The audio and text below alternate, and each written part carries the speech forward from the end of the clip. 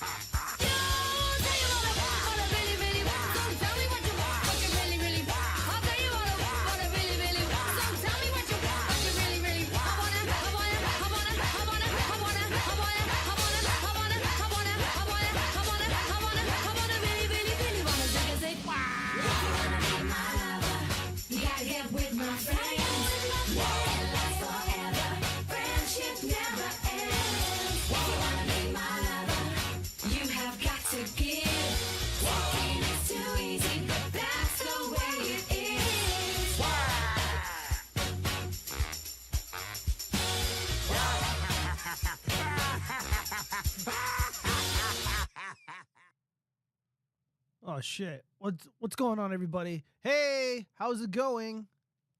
Hopefully everybody had a Merry Christmas. Give me 1 second, you guys. I'm like hearing myself like 5 fucking times. Wait, I know what to do. Hold up. All right, there we go. Now it should not that problem should be disappearing. Goodness. If I look shorter than usual, it's because I am whatchamacallit? I'm sitting down. Whoops. It's the wrong one. Yeah, I'm sitting down. Fucking back hurts. It's a long story in and of itself. Hold on 1 second. Let me configure this chat really quick. All right, very cool.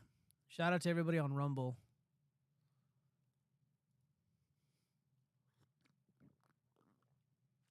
Oh, yeah. Some good shit. All right. So, let's just go ahead and dive right into it. So, greetings, everyone. I'm glad to be here once again for another exciting episode of the watchfrogs. I appreciate every single one of you joining as always. Now, before we begin, please be aware I'm streaming on dlive, Trovo, Kick, Facebook, Rumble, X, formerly known as Twitter, Twitch.tv, and YouTube. And for those who enjoy or prefer the audio-only experience of the show, you can head over to Google Podcasts, Apple Podcasts, Spotify, or anywhere else where podcasts exist. Of course, links are in the description. There are also a handful of other ways you can support the show and keep me independent. Feel free to head over to my Subscribe Star, my locals page, or toss a generous donation in my Cash App. I'll greatly appreciate it. So, on the docket tonight, we got a lot of 304 stuff. We're going to be talking about some Christmas stuff. Very little politics, not too much exciting stuff going on there, and a healthy amount of pop culture. That's basically about it. I don't want to keep the show going too long. I should probably send out announcements really quickly. Hold up. Yeah. Let me see. I need a button for my Discord to let everybody know. Let's see. Going live. All right, there we go. Let me just do an announcement. Going live. Smiley face. All right. So yeah. My goodness, man. I am so beat up. I am unbelievably beat up. I'm so beat up. I think this is like the first time in the watchfrogs history I'm sitting down while streaming. That's how beat up I am. So for the past 3 weeks, I've been working on remodeling my garage so I can start doing videos in there, so I could do live streams in there and have it completely set up to do a lot of really fun stuff regarding puppets and other firearm related stuff. I'm so excited about it. And I'm also gonna do a video giving you guys a tour of what I've been doing in there and what it looks like. It's so cool. I got my second PC mounted on the wall. I got like a 52-inch TV as like my monitor. I got these cameras set up. I got a stream deck in there already set up. Dude, I'm ready to rock and roll. The PC's completely updated. So freaking cool. I've never been more excited about it. And I'm going to show off my new workbench. It's going to be awesome, man. As you can tell, I feel really great. Unfortunately, I hurt my back a little bit. And it wasn't because of anything I physically did, like out in the real world or like in my garage. I slept wrong. I know it's pretty lame, but I'm not gonna sit here and lie to you guys. AC writes, hello, hello, hello, and welcome to the Watchfrog Show. Check the title. Is the title something stupid? No. I'm looking at hold up. It shouldn't be. Dude, you're scaring me. Check the title. Yeah, so we're gonna be talking about Nimrata. She's in the news. Nimrata Haley. I'm gonna call her by her slave name. No, that's UC's intro. Oh, okay. Okay. Yeah. Dude, I haven't watched Under Chronic's streams in a while. I always catch his videos. And I used to be able to catch his streams on in time, but it's just not possible anymore. I've been so busy. Let's see. We're also live on Facebook. Let me see. Let me make sure everything is Gucci. Everything is Gucci on Facebook. Very cool. Very cool. All right, so we got to just start diving into the we got to just dive into the stories. Hold up. Is this really one I wanted? Oh yeah. We got to get into that.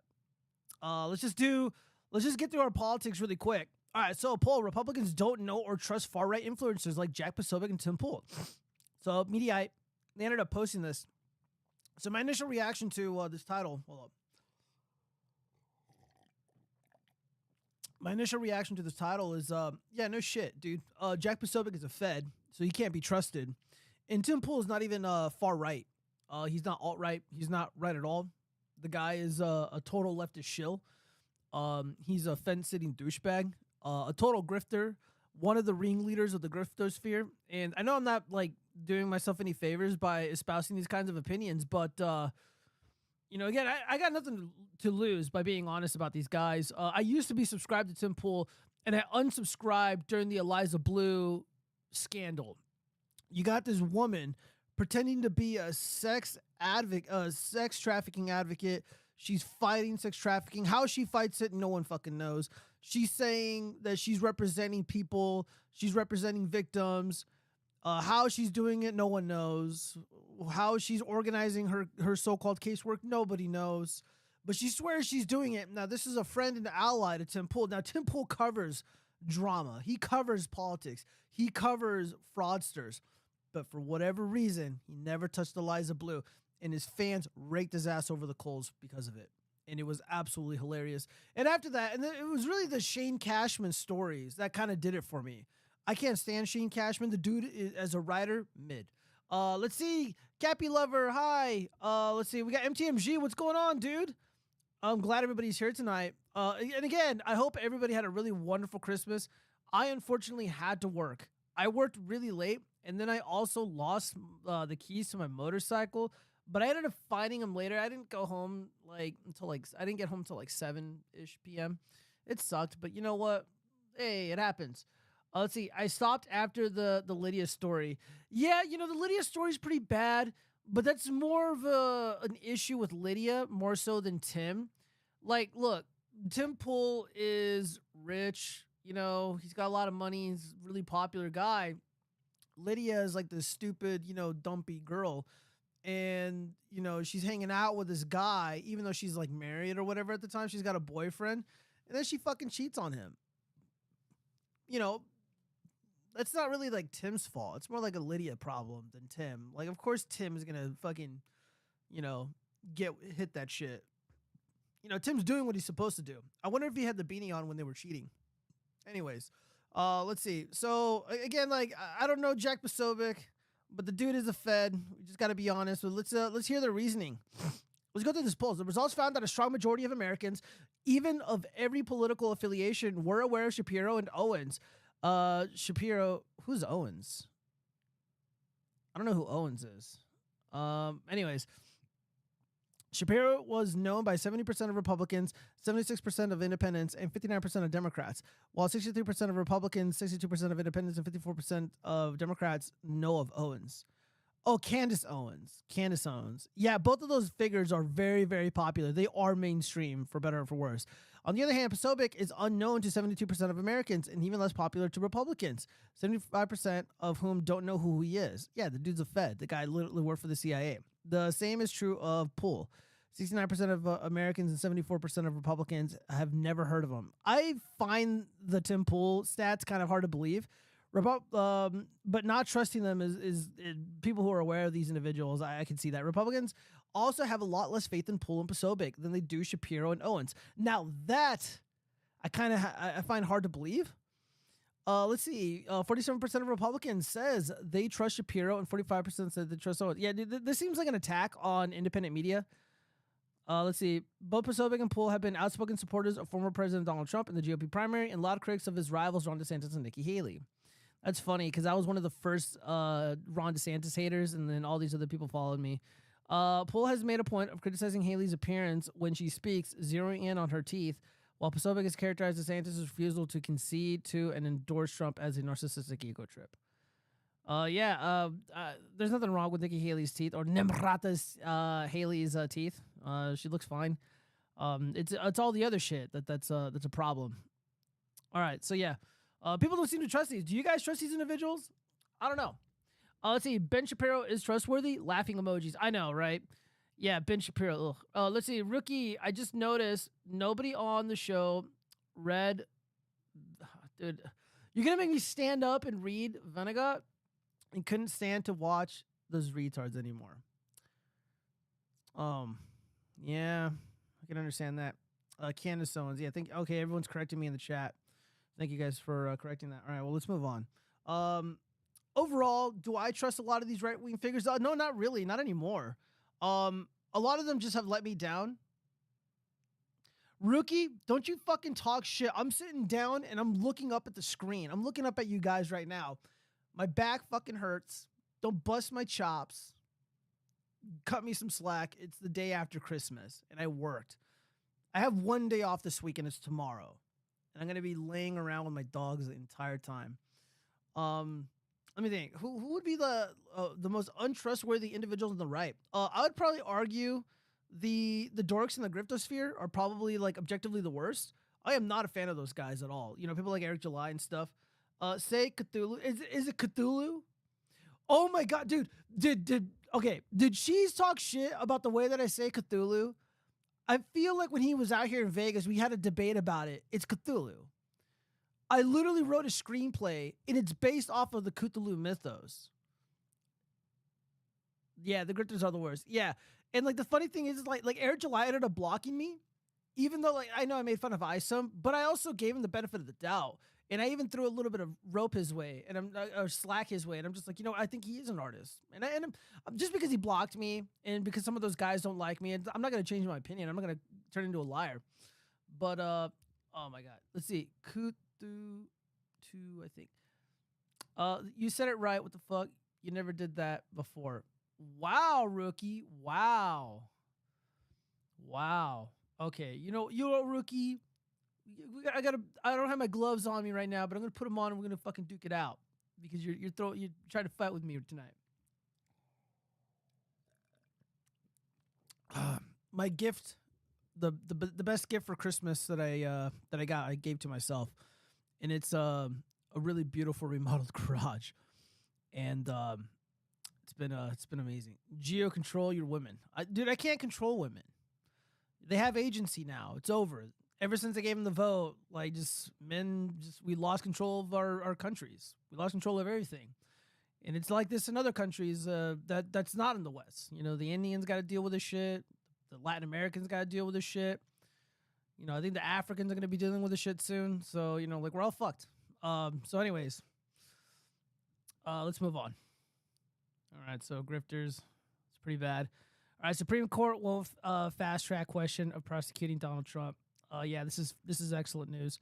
This is the last thing we want is for the Supreme Court to give a decision as to whether or not President Trump has immunity, over his actions in the White House. So the Supreme Court said Friday that it will not immediately take up a plea by special counsel Jack Smith to rule on whether former President Donald Trump can be prosecuted for his actions to overturn the 2020 election. First off, that's not even a crime. It's not even a crime. The election was bullshit. I mean, every single day, it's going mainstream. All the problems that existed in a lot of these in all these swing states. Yeah, the elector scheme, not a crime. Saying the election is bullshit, not a crime. Saying fuck the FBI, not a crime. None of these things are a crime. asking Congress or the Senate to hold hearings, to present evidence to the public, and to debate the legitimacy of the election, that's not a crime. And by the way, they were going to do that. They were literally in the process of doing that until the feds ended up, invoking that fake J6 hoax we all know about. So what this means is they're not going to have a trial. There's not going to be a decision to, basically decide whether or not Trump could be held accountable for these things that didn't really happen to begin with. And that's excellent news, because if he were to, let's say, be thrown in front of a judge, be held to account for his actions allegedly right before the general election, or even during or before people start voting in Iowa, that'd be pretty bad. That'd be pretty bad. And it would be in the minds of so many Americans and all like the normie cons, all the conservatives. They'd be like, oh, well, we can't just, caucus for Orange Man, insurrection. Yeah, that's not what we want. That's not what we want. This is excellent news. This is excellent news. A lot of people have been talking about it. And what happens from here, who knows? Hopefully they drop it. All right, let me see. Willing to take a lobotomy if anybody knows how. I know how.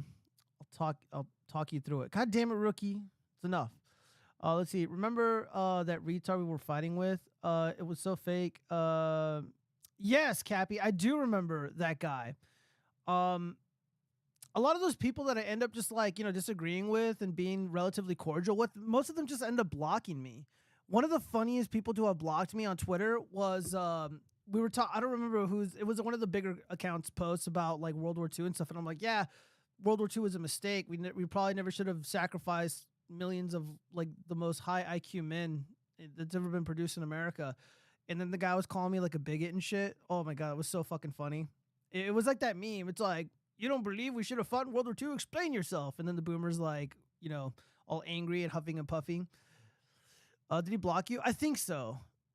Let's see. Gio controls his women with Nate. The baby talks him into. Dude, I can't wait to be doing more puppet shit. Guys, the puppet stuff is coming. Now that my life is more organized and things are like calmed down and the holidays are over, like things are gonna go great. All right, let's get back to the story because we're done with this.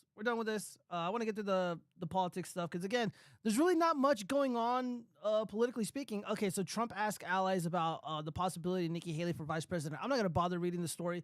I'm sure a lot of you guys have heard this already. I believe what is happening here. Trump senses that there's this fake surge. There's this fake AstroTurf push for Nikki Haley to, I guess, surpass Ron DeSantis, who has been free falling for quite some time. And Trump and his people know they know that the establishment, that the Lugan press is pushing for Nikki Haley to end up being, because they want a contentious election, a contentious primary, and it just doesn't exist. Trump has tapped out of the debates. Trump is doing these really small events. He's just showing up at McDonald's. He's showing up at Krispy Kreme. He's showing up at these random restaurants. He's going to Applebee's, and he's hanging out with the voters, and people are freaking the fuck out, and they're loving it. And those videos, those clips are going viral. People love to see the president. And there's just no need for him to debate. There's no need for him to do these town halls. There's no need for him to waste his time with all these other candidates because they're losers. Nikki Haley is being pushed to the front of the line because Ron DeSantis is an insufferable bore. He's embarrassing. And the guy's losing. He's, the Jeff Rowe ended up abandoning his campaign. So Trump is fucking around. And here's why I think this is largely fake. And it's the doing of President Trump. Trump used to have a habit of calling in to Howard Stern. He would call into other popular radio shows, pretending to be someone else and spread fake bullshit about himself. He would do this. And he got caught once by Howard Stern finally. I believe he is sending out his surrogates to basically pretend that Nikki Haley is being floated as a possible VP pick. And he's making her look bad to conservatives. So the conservatives or the normie cons, they see this and they get turned off by it. I think he's fucking with people. I don't for 1 second believe that that Nikki Haley is going to be a VP pick or she was ever a contender to be one. And I believe that this was floated very carefully by himself and maybe one or two other confidants, because his son allegedly didn't even know, and because he comes out on the press and he's like, yeah, there's no fucking way. I'm going to do whatever I can to stop Nikki Haley from being close to my family. I saw right through it, so I'm not worried about it, but that's what I see. That's what I would do. I think that strategy was great. That makes the most sense. Also, worst case scenario, he's like, oh, what do you guys think about Nikki Haley? What do you think that would look like? He said that in passing, and then somebody, went to the press just to leak that. It's also possible, but not likely. Let's see. Matt, thank you. Keep up the good work. Thank you so much. Let's see. Southwest Politics blocked you? No, I don't think so. Cappy Lover. What the fuck? You didn't even say anything. Oh, sorry. I heard this was basically a fake headline from the DeSantis camp. Like sources close to the matter type stuff. Cappy. No, I don't think it was fake. I think Trump himself or one of his top surrogates or staffers, they ended up putting that phony headline out, and I think it had the intended effect. I think they know what they're doing. The DeSantis bros, they have a stick up their ass about Nikki Haley, but not enough for it to matter. Yeah, DeSantis bros are just so delusional. I just find it so fun because like I'm on Twitter all the time, and I think it's so funny how a lot of these guys, they're trying to downplay how insufferable they are. They're trying to downplay like how badly people do not like them. And I'll just say this. There's a lot of presidential candidates in the race on the Republican side, and I have nothing negative to say about any of their fans or supporters. Granted, I never met somebody who likes or supports Nikki Haley, but that's besides the point. She's got a lot of money, but I don't see vocal support. I'm sure there's like a handful of people that like her. I got no problems with those people, but the DeSantis bros are just like in a league of their own for cringeworthiness. Trust the plan. Patriots in control. Whoa. I don't think I'm making a Patriots in control plea here. All right. Well, we gotta continue. What else have we got here?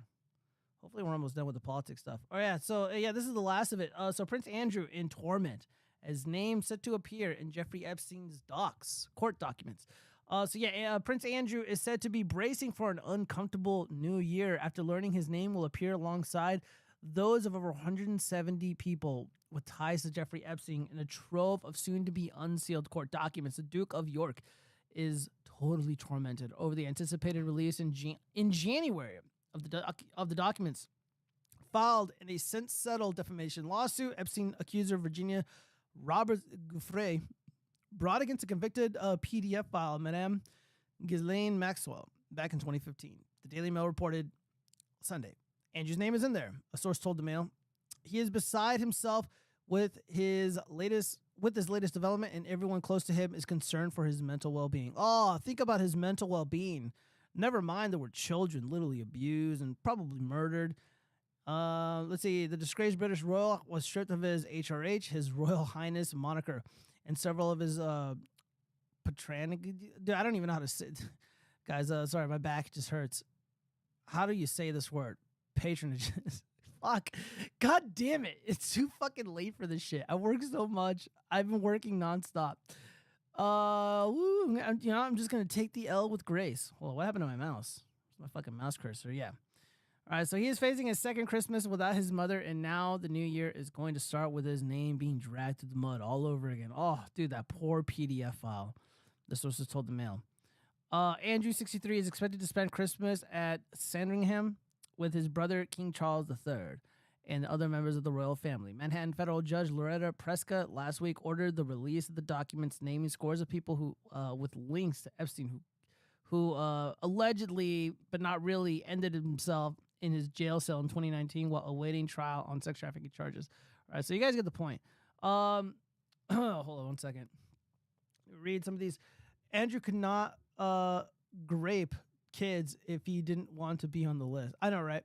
I thought the list was just associates of Epstein, not clients. January is going to be interesting. I wonder what Alex Jones will say once this document is released. AC, you're right. MTMG, yeah, that's a good question. I mean, you could argue that like Bill Clinton is an associate of Epstein. You could also argue that Bill Clinton is also not Bill Clinton, Bill Gates. Well, both Bill Clinton and Bill Gates are clients and associates of Epstein. What I want to see, again, no one really knows what's going to happen. I think Six Hexenhammer is kind of, I think he hit the nail on the head in regards to this situation. We're probably going to see a list of people who would like literally worked for him. You know, like, oh, this is the chauffeur. This guy was, the maintenance dude. This is the pilot. This is the limo driver, etc. This was the chef who may or may not have seen or heard things. So we're probably not gonna see an exhaustive list of like celebrities because what I would like to see are Hollywood people because the Hollywood people they're the propaganda arm of the Democratic Party, and that's what I would like to see neutered, just completely destroyed. Nobody cares about the scientists. No one cares about former Democratic governors or even the former Democratic president Bill Clinton. No one cares that those dudes were on the island. I mean, dude, Bill Clinton is literally photographed with one of the victims of Jeffrey Epstein, and nobody cares.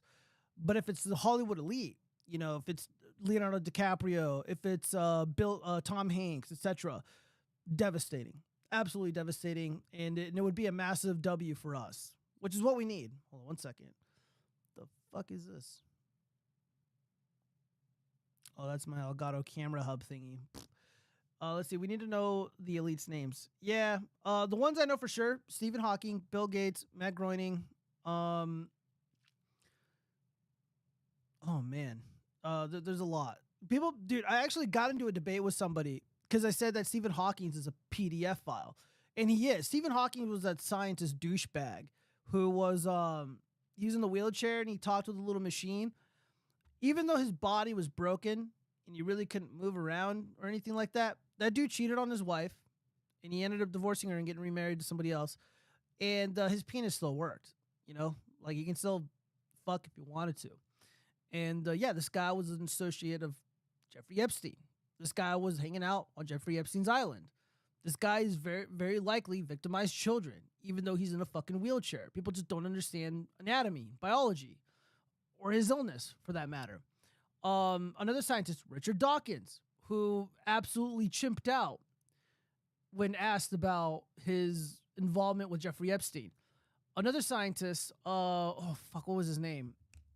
The political scientist guy, really popular on the left, Noam Chomsky. That guy also chimped out when asked about his involvement with Jeffrey Epstein. So taking out the artists, taking out the celebrities, top priority. And then go after the scientists because they're insufferable jackasses. And then go after the politicians because everybody knows that the politicians are up to no good. Senator Menendez is probably a part of that shit too. Bill Clinton for sure. Senator Menendez probably. And then there was a former governor of New Mexico, Democrat, by the way. He was involved with that shit too. How do you be a pedo when you're in a wheelchair? Dude, I don't know. But yeah, if you look up if you just Google Stephen Hawking's Epstein list or Stephen Hawking's Epstein Island, that's what you're going to see. You're going to see it. And you can't unsee it. Matt Groening, I loved Matt Groening growing up. I loved The Simpsons growing up. And I tell people, it's like, yeah, I don't really fuck with sports, because they're doing the Black National Anthem. They're kneeling before the flag and disrespecting the troops and shit. So I don't do sports. And I also tell them, like, I can't watch The Simpsons anymore. I can't watch South Park or any of those stupid cartoons because, like, the people who are making that shit are woke and they're stupid and I don't believe or agree with what they're saying. So I can't support it. And people think it's weird, but I don't. It's like if people are doing things I don't like, I don't want to associate with it. And again, I used to love The Simpsons. I grew up watching The Simpsons. But Matt Groening is a creator of that. And again, this guy was... receiving favors from some of the victims, and it was on Epstein's plane. So, let's see. What is going to happen with the list?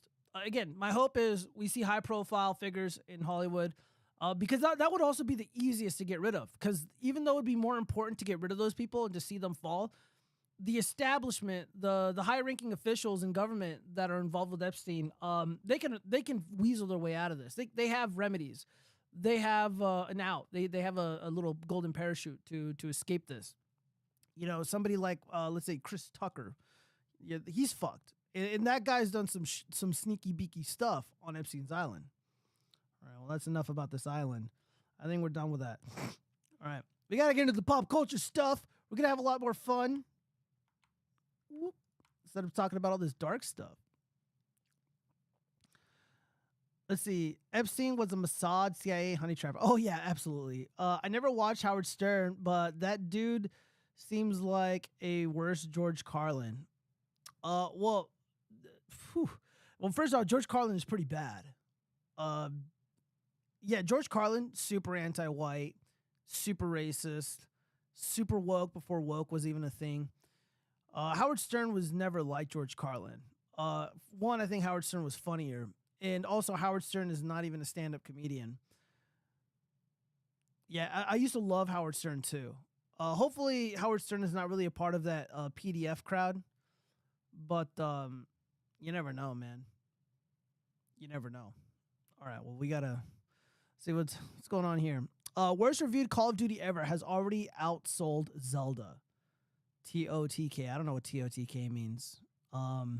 New data reveals that Call of Duty Modern Warfare 3 is already the second best-selling video game of 2023, despite awful reviews, low Metacritic score, and complaints that its campaign was too short. Dude, the campaign was too short. I think the campaign was too dumb and boring.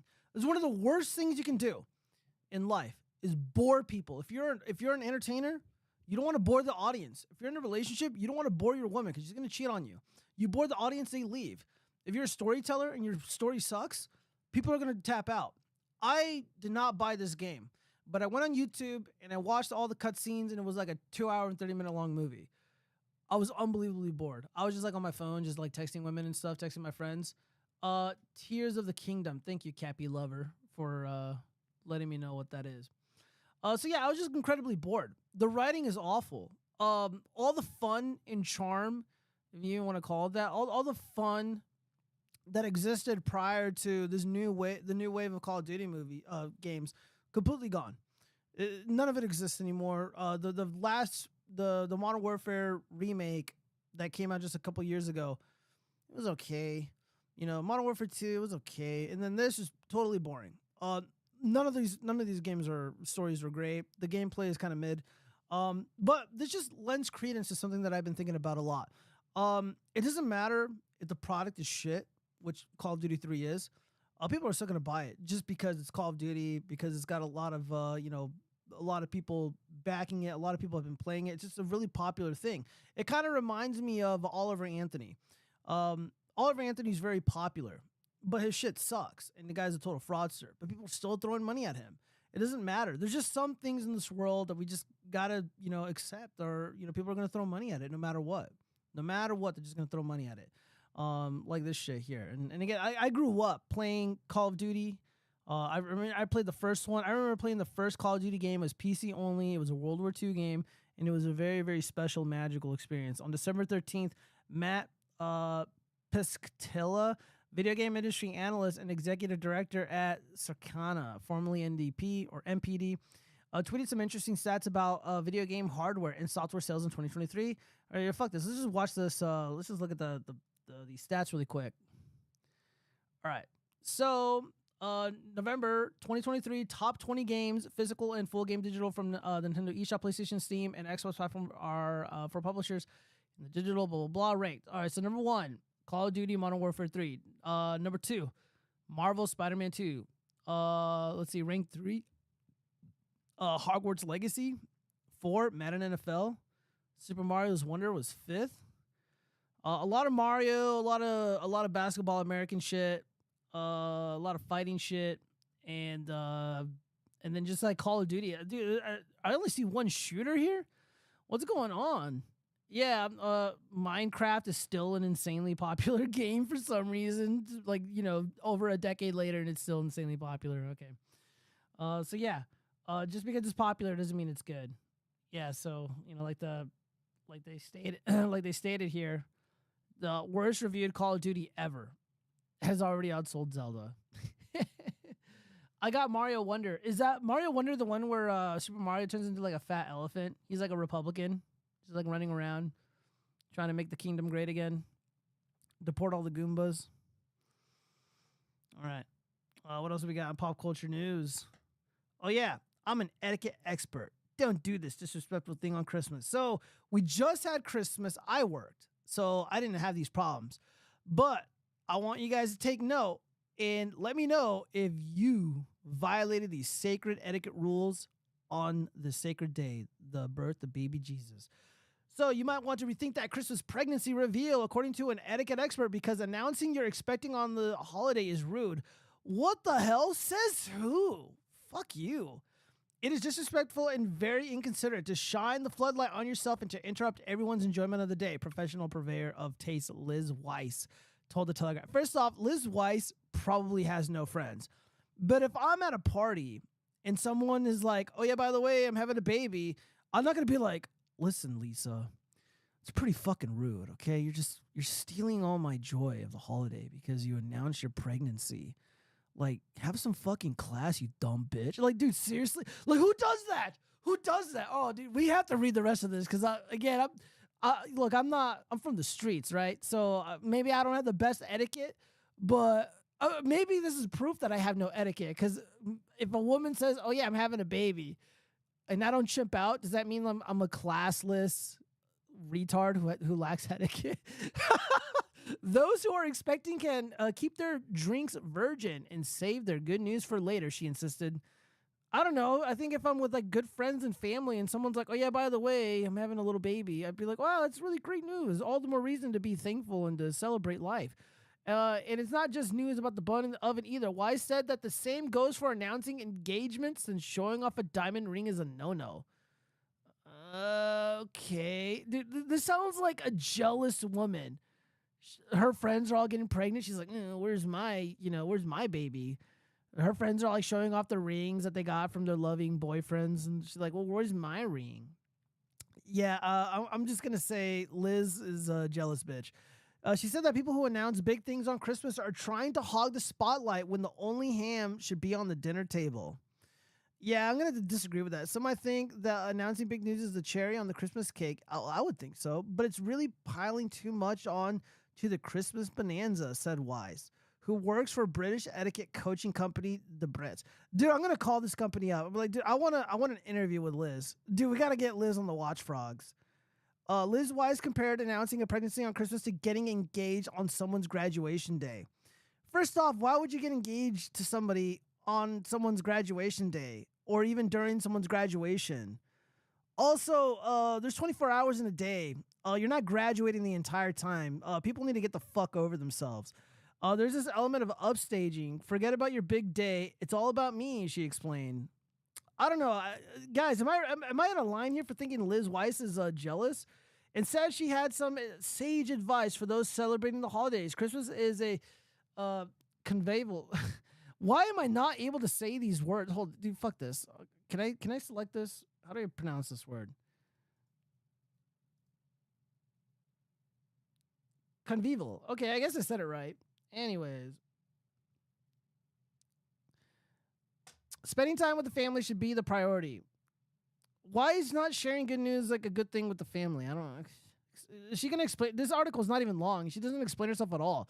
Proper Christmas manners vary from family to family, and according to an etiquette expert at Toddler, the time you open your gifts can raise some eyebrows. While kids may wake their parents at dawn in anticipation of opening their gifts, tearing open the wrapping paper before breakfast is seen as vulgar. Yeah, I don't know about that. People can peep inside their Christmas stockings in the morning, but they should wait until after lunch to open the presents under the tree. Yeah, dude. Sometimes families stay up till midnight and they open them at midnight. Sometimes they open presents as soon as they wake up. Sometimes people will do it after breakfast. Every family is different. I think these rules suck. Dude, this etiquette company is bullshit. What a bunch of scammers. But when is the best time to announce a holiday engagement or pregnancy? Etiquette tutor Joe Bryant, oh god, another one, told the Telegraph that happy personal news is best to save for after Boxing Day, December 26th. Oh wow, a whole day. Whilst you may be excited to share the news, it may be best only to share with your very nearest and dearest rather than broadcasting across social media or to your outer circle. She said after Boxing Day. Most people actually start to feel quite... Okay, we're done here. All right, so first off, if you're on Facebook, because let's say this is where you primarily share, those types of announcements, right? If you're on Facebook, first of all, anybody can post whatever they want. It's their Facebook. It's their wall. They can post whatever they want on their wall. I swear to God, guys, I didn't read this article at all. I just thought there'd be like, here are a list of things that you're not supposed to do. Don't wear like a Trump hat or something. Yeah, so when I read this, I'm trying to put myself in the shoes of Liz Weiss, and she comes off to me as a bitter woman, a bitter, spiteful, hateful woman who is very jealous of other people and their happiness. Again, if one of my good friends, I'm gonna call him the sperm rider because that's what I That's his name. It's close to his name on when we play video games. Someone I've known for a very long time. When he had a baby, or he just announced that they're having a baby, I was so happy. Like I can't imagine a scenario where I'm just like, listen, sperm rider, it's fucking Christmas, bro.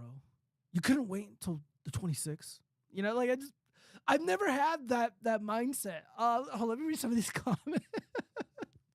Let's see. Yeah, my man. Do you not have family? I do, but I worked, so I didn't get to spend time with them. Let's see. It's rude. I'm my asshole. Yeah, no. Krista's pregnancy reveals would be awesome. Yeah, thank you. You're stealing the attention. Are you really from? I'm not really from the streets. I just like to say that because it's funny. It's more like a euphemism for just not growing up super privileged and fortunate. You know, because like I live in a really nice area, and everybody around me, you know, like I grew up single parent household. Dad stepped out. You know, not a really happy family life sort of deal. I mean, things are great now. I'm not crying. You know, there's no tears in my beer or anything like that. But that's just a reality, as opposed to a lot of my friends who had, you know, two parents.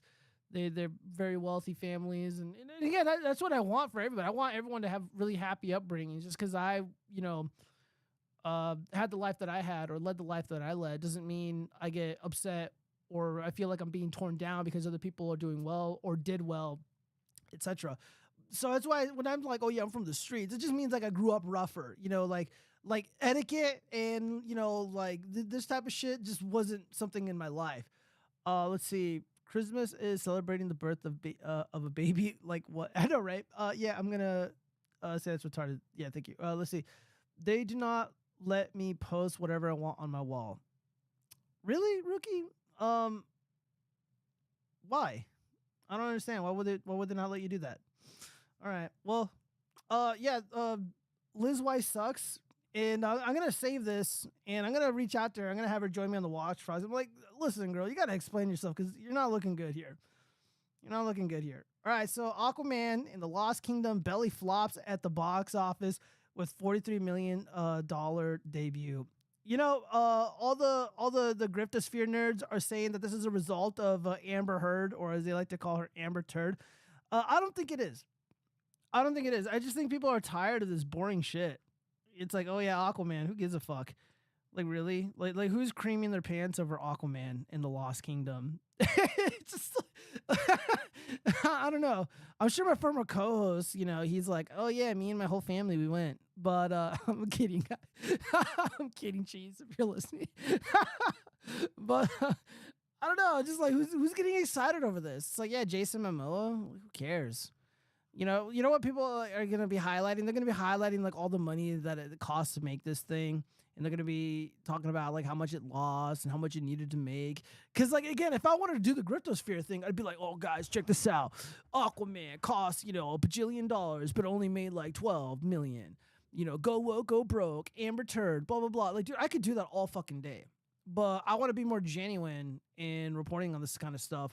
And really talk about what's really happening out there. And to be honest, I just think people are sick of this shit. All this stuff is soulless garbage. No one wants to say it's soulless garbage except for me. And a lot of people just don't feel comfortable saying that, hey, I used to watch these things and now it's bad because of, you know, reasons. They're lying about it. They're lying about it.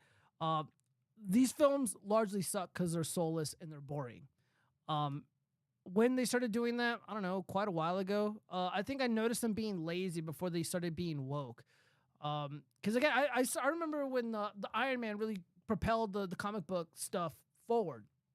Iron Man, I think, came out in 2007 or 2008, and it was such a blast. I think I saw it in theaters. It was so much fun, and I loved it. When I was in college, I took my college sweetheart. Whenever like any of these movies came out, yeah, they were kind of mid. You know, it's probably inappropriate to take a girl to see those kind of movies, but whatever. We enjoyed it. Let's see. Let me read some of these. You didn't have a good no, Capular. I think I did have a good childhood. Yeah. Let me reiterate. Just because it wasn't like, you know, sunshine and rainbows all the time, it doesn't mean it was bad. I mean, all things considered, I had a relatively normal childhood. You know, I skateboarded. I did video game tournaments at Game Crazy, which was connected to Hollywood Video, which is like Blockbuster for those who don't know. I went to all the ball games, had a bunch of girlfriends, went to the parties and stuff, rode bikes. It was a really normal high school or school experience. It's just, there's some darkness there though. Can't lie to you guys. There's some fucking. I do real life here on this channel. My dad stepped out when I was a teen, just fucking left. Whatever. Ooh, somebody call a shrink. Ooh, like, what are you gonna do? It's some people will hold that. Will hold on to those memories and whine and cry about it and make stupid decisions, and blame it on their past trauma. I don't want to say I'm traumatized. There was just some other shit that happened too. But it's in the past, and I got through it. Let's see. Yeah, I get it. I had a normal childhood, too, for the most part. I was adopted. Oh, he was a teen when you left. No, I was a teen when he left. I was a teen. I would think I was like 14 and a half, maybe 15. Fuck, my dad listens to the show, so he's gonna be like, "Oh, why are you talking about me like that, boy?" I'm like, shut the fuck up. I'm kidding, Dad. Let's see. He's all like, "Oh, dude, you can't be talking about the replacement. That's a conspiracy theorist." I'm like, shut the. I don't want to get into it. So parents outraged at Netflix show for toddlers Coco Melon Lane after show has boy dancing tutu for rainbow dads. Dude, a new spin-off series of a popular Netflix show for babies and preschoolers has some parents in an uproar after it introduced rainbow characters in a scene where a boy dresses up in a tutu and a tiara. In one episode segment for Coco Melon Lane called Just Be Meme, a little boy plays dressed up in a studio preparing for a photo shoot with his two dads. His two very rainbow dads who engage in sodomy and sin. Taking out different costumes, he asks his rainbow parents which one would look best. His dads encourage him to be himself. Oh my gosh, this is an image of this little boy. A little cartoon boy prancing around like a fairy. And then, of course, the rainbow dads. One of them is a Magic American, and the other one looks like Jeremy from The Quartering if he lost like 200 pounds. What the hell is going on with the show? Let's see. Do we got a clip of this? Actually, we can't play a clip of this because it'll probably be copyright stricken. Hold up. I need chapstick. Okay, never mind. I don't have any chapstick, so I guess I'm going to be miserable the rest of the show. So I'll just say this. About the show. Netflix has been pushing a woke agenda for many, many years now. And people are getting outraged. Maybe rightfully so. But I'm pointing the finger at the parents.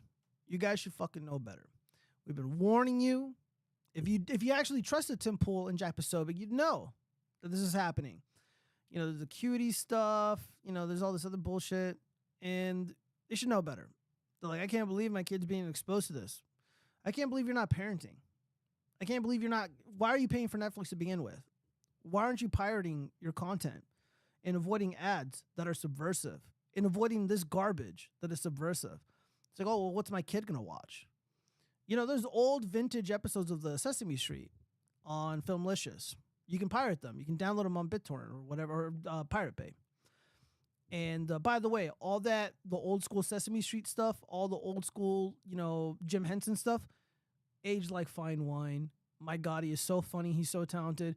And I remember growing up as a kid, I loved Sesame Street. I loved Jim Henson. And now that I'm a lot older and I'm more sophisticated, I went back and watched some like vintage Johnny Carson stuff, and Jim Henson was on there. Guy was so fucking witty, so funny, just pure class, pure charisma. And fuck, man, we lost him too soon. It's really unfortunate what happened to him. And the guy was really like an innovator, man. And not only that, he was like one of the OG hipsters. So I got nothing but love for Jim Henson. And again, people could go back and watch some of these older shows or pirate them and have their kids watch it. Instead of trusting the algorithms, trusting these machine learning streaming sites to pump this propaganda into your kid's head. Like, what do you expect? You leave your kids alone with these fucking perverts, they're going to shove this shit down their throats. Like, people should just know this by now. Yeah, watch the Daily Wire stuff. No, the Daily Wire stuff will just bore them. Let's see. Coco Melon Lane, I don't feel safe around that title. I don't even know what Coco Melon is. But I like Jeremy though. I like Jeremy from the Quartering. I don't think he's a bad dude. I mean, he's kind of a grifter, sort of, but I don't think he's a bad person. But I don't like his grifting. I think the grifting shit sucks. I'm really tired of it. But sometimes he goes hard. That's like the weird thing about Jeremy. Like one day he'll go super hard. I'll be like, God damn, dude, get him, Jeremy. And then like other days he's like a total grifter and like kind of a bitch. And I don't know what's going on there, but whatever, man. All right. Well, let's continue. Yeah, so be aware, guys. Oh yeah, Magic American is just a euphemism for I don't know, George Floyd Americans, I guess. I'm trying to avoid saying black because I don't want YouTube to flag me. So I say Magic American. All right, anyways. Man vows never to do Secret Santa again after he goes all out with his present, only to get Reese's Hershey's chocolates in return. Oh, God, that's so funny. If you guys have a hilarious Secret Santa story, please fill me in. I like to read about these hilarious stories. Yeah, Jeremy is just soy. Fortified with creatine. Hey, MTMG, you're probably right. All right, so there's a fucking video here. Let's just watch this. At Secret Santa anymore at any job, any workplace ever again. Last Friday, everybody's supposed to brought their gifts. I went all out my way. I put Christmas lights on the bag, Santa paper. I had all kind of stocking stuffers down in the bag. I put bells on the gift bag. The lady that I got, I went over and beyond. So, the day come, I'm excited. I'm all festive. I got my Christmas ugly sweater on or whatever you call them things. I get to work. Everybody putting their bags down on the shelf. Couple hours go by. They call everybody up. I'm excited. It's Christmas time. Some people don't even get a gift. And Secret Santa, sometimes that person, they may just get that one gift. All right, dude, this is taking way too fucking long. Like, dude, bro, learn to tell a fucking story. Jesus Christ. All right, let's just read. Let's see, what do we got here? All right, a disgruntled man proclaimed he will not be participating in Secret Santa at his work anymore. Hold on. Where's my fucking mouse cursor? Oh, great. Now I'm fucking this up. All right. After he received a gift he felt was pathetic.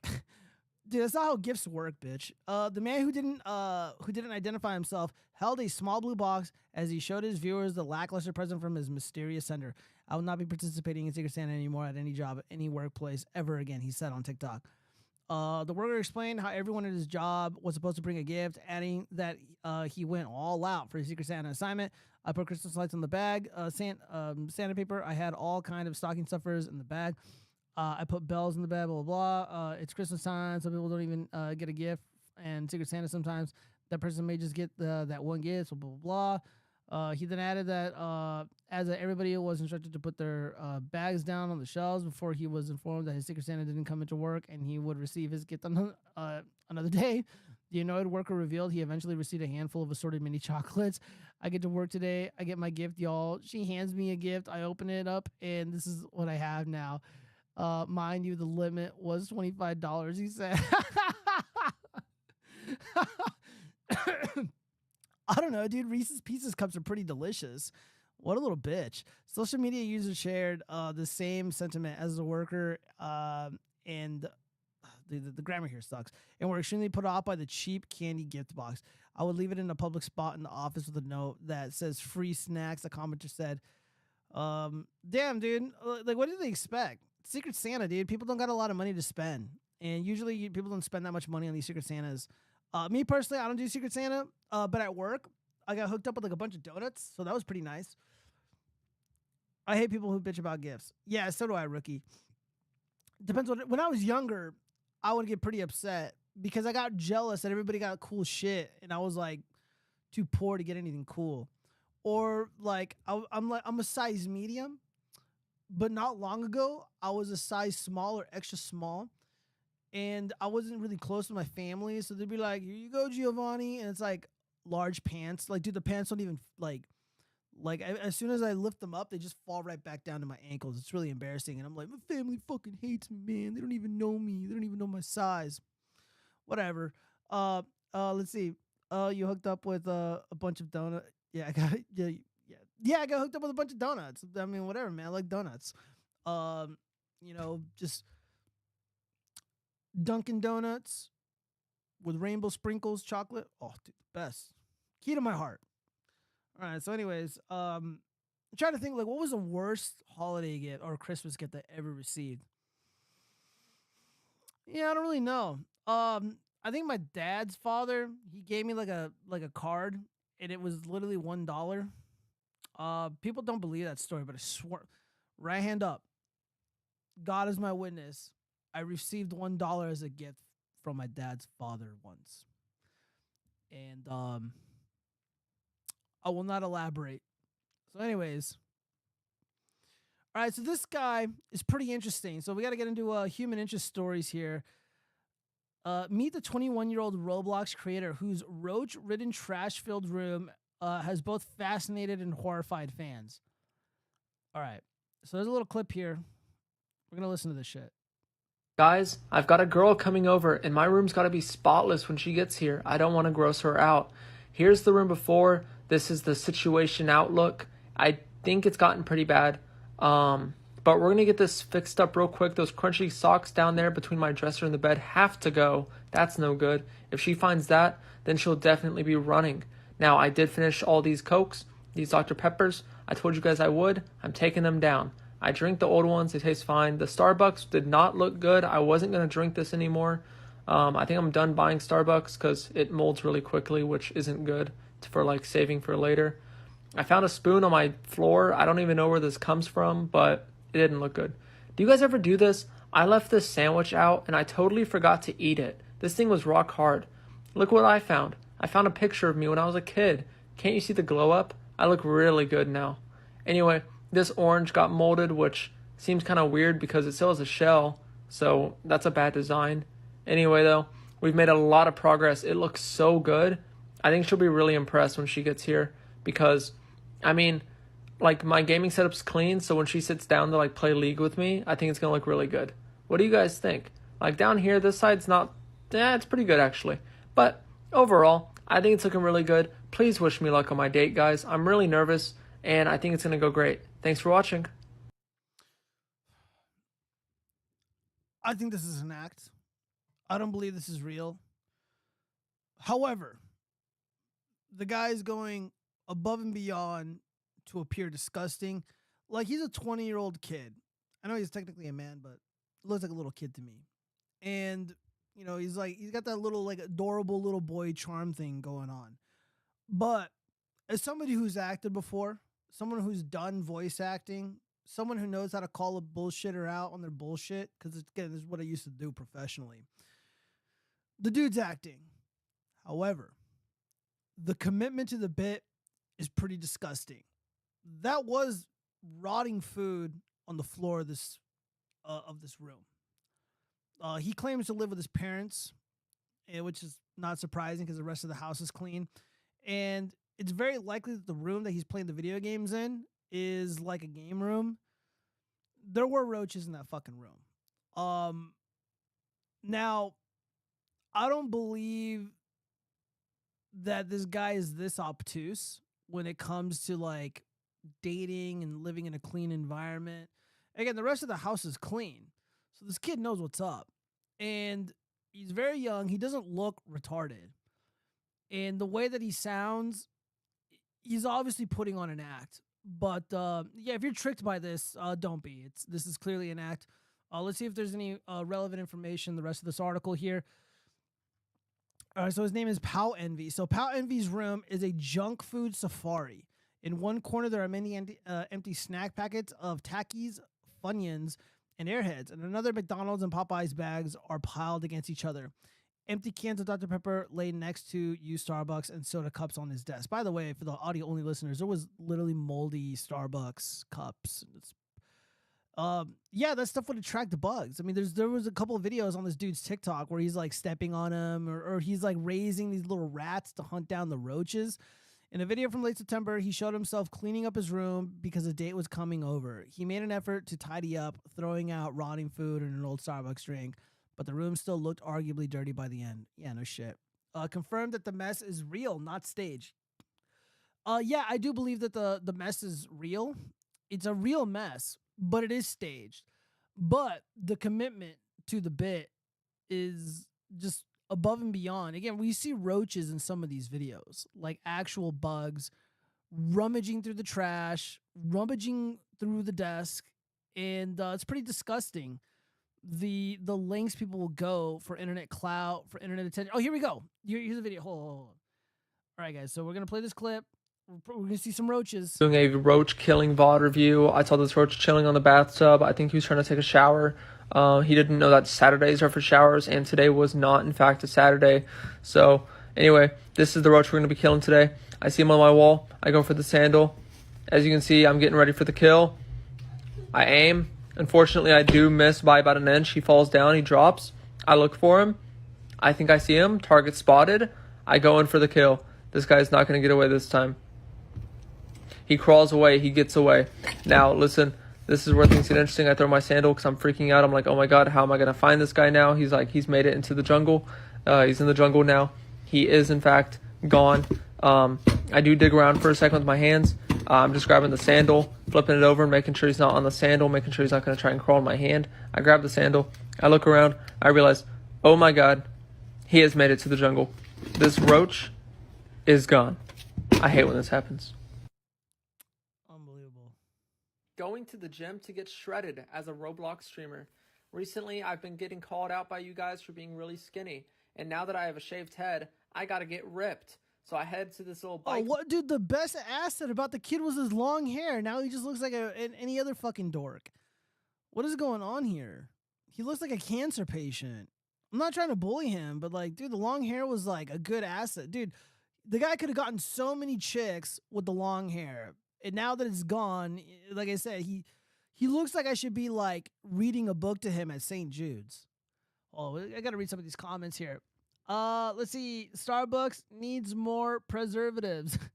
MTMG writes. Let's see. AC writes. If she wanted to be with you, then she'll catch your. She'll clean your room after you smash her good. That's right. I think he had a paid actor coming over that almost looks like a baby roach, which means there are more of the same size. Oh, yeah, dude, there's plenty in there. Yeah, his cadence and general voice has short uniber all over it.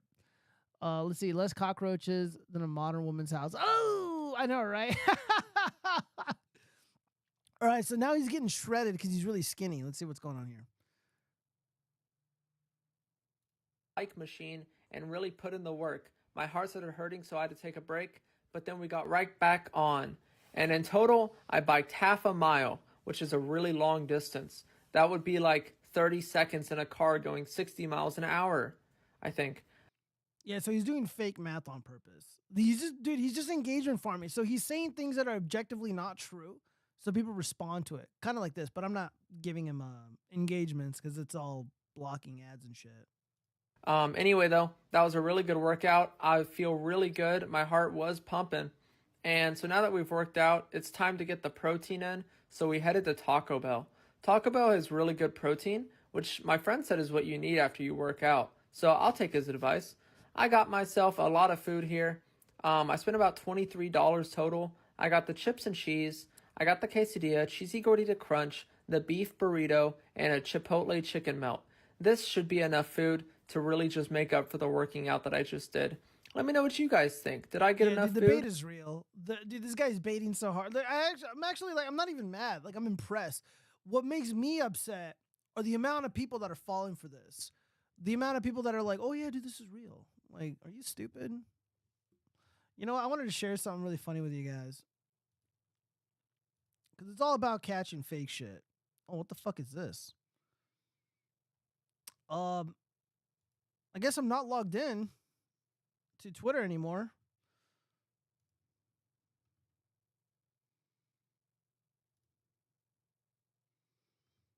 Was I banned? Hold up. Where's my phone?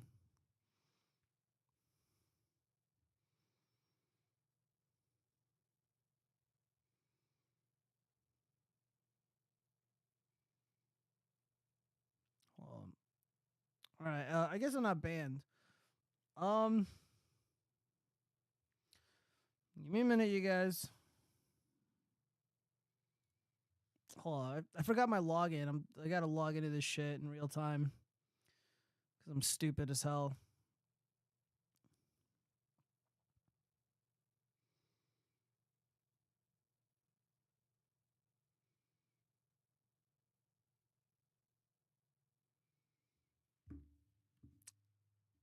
You know what? Hold up.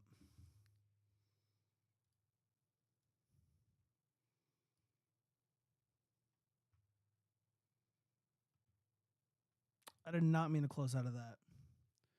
Give me 1 second, you guys. I gotta log into this shit. Let's see. IQ levels. Let me see. Almost all fish fall for bait. Fish IQs are at the standard modern human level. Probably. Yeah, I don't know why it signed me out of fucking Twitter. Come on.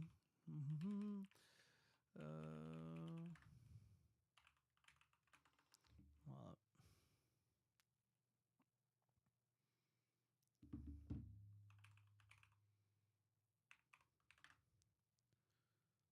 all right, there we go. All right, so now we're back. So the initial point that I wanted to get at is like catching the fakes, right? Calling bullshit out when you see it. Now, there was this video that went viral earlier. See if I can find it.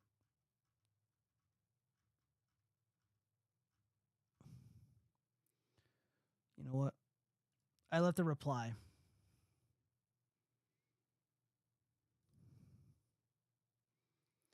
Apologize for the dead air, you guys.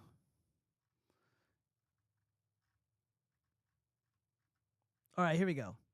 So, this video right here went viral. It went viral. I saw this first on Facebook, and all the fucking retards were like, "Oh my god, Magic Americans! Like they're just so they're so misunderstood. They're just so they get a bad rep." And like I see videos, dude. The only purpose videos like this serve, the cynical side of me is like they're making these videos to make money. They're making money because it's getting all this engagement, so I can see that.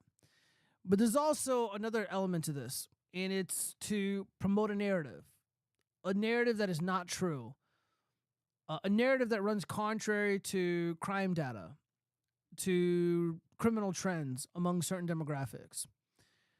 And the video only serves to trick people. Trick them, take their money, or paint a false picture of reality. And I'm going to walk you through step by step on how I knew this was instantly fake. So, without seeing what is happening here, the first thing I noticed is that the quality of this shitty Ring camera is exceptionally good. So that's how I know it's fake. Also, the margins for Ring, it's not really in that specific spot, by the way. Yeah, so the caption reads, "This melted my heart. He was only trying to help." The teary-eyed emoji.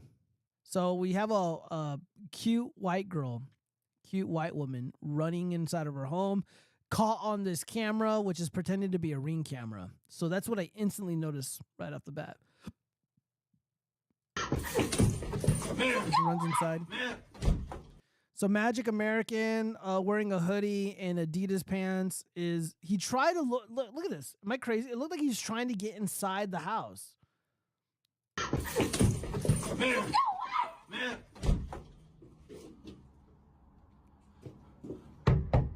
Man. So now he's just knocking. All right. Get away! Open the door. No, go away! Why you? I got something for you. No, I'm not falling for it. Go away! Why? What? Fall for what? What are you talking about? You think I'm a bad person? Yes, you were following me. What? I see you every day. I've never seen you in my life. Go away. I get it. A lot of people don't notice me. I get it. You know, I got your wallet. You dropped your wallet. All right, so You dropped your wallet. pause this really quick. Let's look at this orange juice. All right. So, I got questions. I recognize this neighborhood. I believe this video looks like it was shot in either like Arizona or Vegas, somewhere in the Southwest.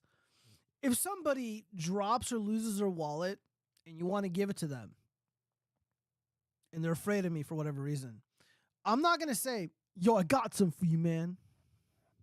That's actually a joke from the 1990s show The Critic. It was one of the first times I saw it. The show The Critic took place in New York, and there was a Magic American, and he's standing outside the small business. He's like, yo, Sal, I got some for you, man. And he throws a trash can through the window. And then the store owner comes out and says, hey, Mookie, you found my trash can. And the Magic American's like, hey, you know, it was funny. But, yo, I got some for you. Suggests like some shit's about to go down. And this is a neighborhood, and this dude was following her. I just know that you don't just like, it's not like there's like a small business right across the street from this neighborhood. So he's following her throughout this neighborhood, and she's running. That's what the video starts with, her running inside, telling this Magic American to go away. And he says, I got some for you. So he's presenting himself very spooky. So that's how you know this is an act. All right, well, anyways, let's continue. That's my wallet. I wouldn't open the door. Again, if this was real, which it isn't, it's fake, like, I would be like, yeah, you can just leave it on the floor. Like, I don't feel comfortable going outside. Like, there's nothing wrong with you saying those things. I can't. I got asthma. I can't. I don't understand. By the way, that's not how you behave when you have asthma, by the way. As somebody who used to have an inhaler, no. You're wrong. You weren't chasing me? Dude, he was chasing her. It's on fucking video. You dumb bitch. You were literally running. He was on your tail. Fake. I had my stuff stolen before by the people I'm around, and everybody around me was looking at your wallet. So I was the first to pick it up. All right, so where is she hanging out where there's a bunch of Magic Americans standing around looking at this wallet that she dropped? And he's like, I stole it. I picked up the wallet, and I made sure they didn't steal it, because if they stole it, they wasn't going to give it back. So I stole it first, and then I followed you. And then when I followed you, you got scared and you ran. But I was only trying to give you back your wallet, because I know what it's like to have my stuff stolen. I don't have much, but I can imagine no one cares enough to give you your stuff back, but I do. So I'm sorry if I scared you, but I was only trying to help. And then she brings him inside and gets fucked by Tyrone. I was definitely scared, but I don't want you to think that Again, where did this happen? Where did this happen where there's a group of people? Because there's no one else in this video. So again, just be wary, guys. I mean, this is all I see is a couple of actors here. This fake viral video. First off, I know the quality of Ring cameras. As an electrician, I've installed these before. I've installed Blink cameras. I know their quality. That is not a Ring camera. And there's a lot of these fake videos where it's like, Magic American shatters stereotype.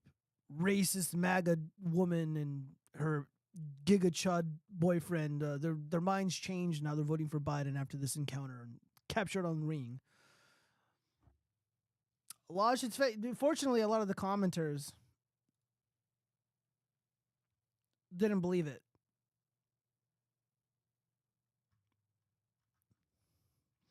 I give the writing 4 out of 10, acting 3 out of 10.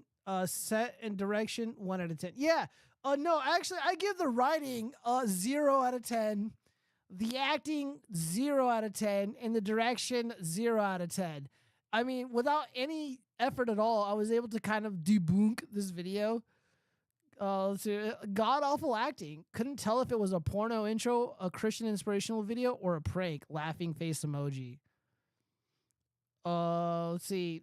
This did not melt my damn heart. She's racist. All right, so Frosty Builds is a retard and fell for it. Panso Queenicious, that name. Being a black person comes with a lot of challenges, to be honest. You're always suspect. Broken heart emoji, sad face emoji, but nevertheless, I'm proud to be black. What does that have to do with anything? Yeah, dude, if I see a Magic American chasing a cute white girl, yeah, dude, you're sus. And that story didn't check out, by the way. Women, don't ever open the door. Not safe. Vincenzo, dead on. Yeah, that's exactly what I said before reading these comments. Would have been hilarious if she opened the door. He would have been like, psych, gotcha, bitch, and tackled her. Yeah, that's... In reality, that's what would happen in the real world, not in these fake videos that are trying to basically do PR for Magic Americans and the stereotypes that befall them. Wow, people really think this is real? Come on, man. Who approaches it in that way? Yeah, no shit. All right, guys, so you get the point. Fakery is afoot. You got to be able... The simple things that I was able to pick up on and notice. And I kind of used a little bit of expertise, some technical knowledge to know that we're being duped. Oh, shit, I can't show this fucking video. Hold on, scroll up. All right, back to this fake thing. Hold on, let me read some of these comments. He should have just minded his own business. He's lucky she didn't run in the house and shoot him or call the cops to shoot him. Well, you see, it was a fake video. It seems like a skit. It was. But if anyone does this, there is too much of a risk. Oh, yeah, definitely. I mean, dude, there's ways to deal with it. Like if he was genuinely a good Samaritan, let's say I found a wallet. I'm at a bar or whatever. You know, I'm at a store to find a wallet. And I'm like, oh, it's on my way home. And if I notice they have a ring or doorbell camera, I'll go up to the door, I'll ring it, and I'll show them. I'm like, hey, I got your wallet. I'm going to open it up. And like, here's all the money. I didn't touch it. I was at the store with you. Peace out. Good luck. And then I'll leave. I don't need them to be there. I just fucking leave. Let's see. But, you know, again, low IQ guy. But again, the whole point is not to... The whole point is to make guys like the dude in the Adidas pants look good. And to shatter a stereotype. Stereotypes exist for a reason. Someone should have commented, I normally skip this part. I know, right? Well, we got to move on. We got to move on to the next story.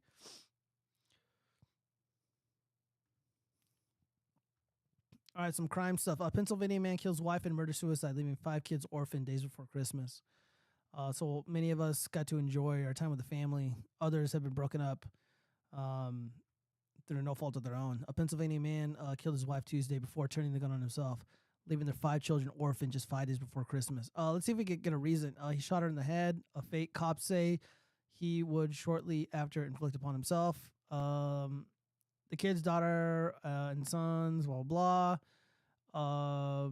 were interviewed and released into the custody of other family members. So yeah, the kids are going with family. Usually when children are removed out of the care of their parents, the primary parents, their actual biological parents, usually go to like, you know, grandma, grandpa, uncle, aunt, that sort of thing.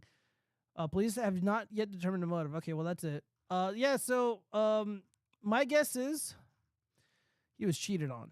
That would be my guess. Hey Gio, yo, what's up, Fort Skinner? Show me no. Let's see. Chad give 5 kids Xmas, give no single mother for them. She was gonna leave him. Oh, freedom. Yeah, probably. A family. Let's see. Candy Holiday, a family friend and neighbor of Blazes of the Blasies, who was fundraising for his funeral, said he loved his children more than anything in the world. Okay, so more than likely the woman was gonna leave, and she's like, "I'm gonna take the kids," and he's like, "I'm gonna take you. I'm gonna take you with me." Brooke Rhea worked at a local chiropractor office. According to Hoover, her obituary said she also worked at the Amazon warehouse in Altoona. The couple who married, blah, blah, were heavily involved in racing, blah, blah. The racing community has since rallied around the orphan children, raising more than $56,000 for the kids. Oh, well, that's really nice. Well, I'm sure because this is the last thing on their minds. They deserve our support. They need to know that. Well, it seems the community is rallying behind the kids, which is good. But yeah, I sense divorce with an insane, ugly custody battle. All right. Let's see. Congratulations. I've reached 100 messages. Yay. Let's see. I bet she caught him wearing her panties. That wouldn't be the worst thing in the world. I've been caught doing worse. Let's see. I've been watching for a while. The doorbell video is trash. Dude, isn't that doorbell video bullshit? On the 5th day of Christmas, my true love gave to me 3 broken ribs, 5 punctured wounds, and my skull through the TV. Oh, man. There's a... I don't know if I can laugh at that DV joke, that domestic violence joke. Christian husband, you were made from my rib. If I made you, then I can take you with me. Instant isn't cutscene to murder suicide. I know. All right. Well, I thought there'd be an interesting motive. I think I meant to have this in like the 304 segment, but the show must go on. I think I did this one last week. Anti-Jewish property crimes soar startling 85% since Israel-Hamas war. Yeah, this is old. I apologize for including this, you guys. Whoop. Dear Penny, am I a bad mom if I don't co-sign my daughter's $800K mortgage? Let me just be the answer. No. Let's see. So let's hear what Penny has to say. Your daughter isn't the only person struggling with the cost of housing these days. No one knows what the solution is, but I'm pretty sure it's not for moms to swoop in and co-sign so that their grown children can buy overpriced homes. If you think you're frustrated now, imagine how you'll feel when you're on the hook for an $800,000 mortgage. I say when rather than if, because of the high likelihood that your daughter can't afford payments on a loan of this size. Not many 25-year-olds can afford that much house on an entry-level salary. I'm not sure... Oh my fucking God. Go away. I'm not sure what the deal is with the daughter and her grandmother. Maybe grandma wants to set you up as the bad guy, but it's also possible that grandma doesn't understand how serious the consequences can be when co-signing goes awry. It really doesn't matter what your daughter's grandmother thinks. It's your money and your credit on the line. I have mixed feelings about this. Because on one hand, I am of the belief that like a parent should be helping their kid like all throughout their life. And you know, like if I have kids, when I have kids and they're growing up and shit, and they're at that age where they graduate high school, I would hope that they would want to go to a university near me. Like, yeah, fucking just go to UNLV.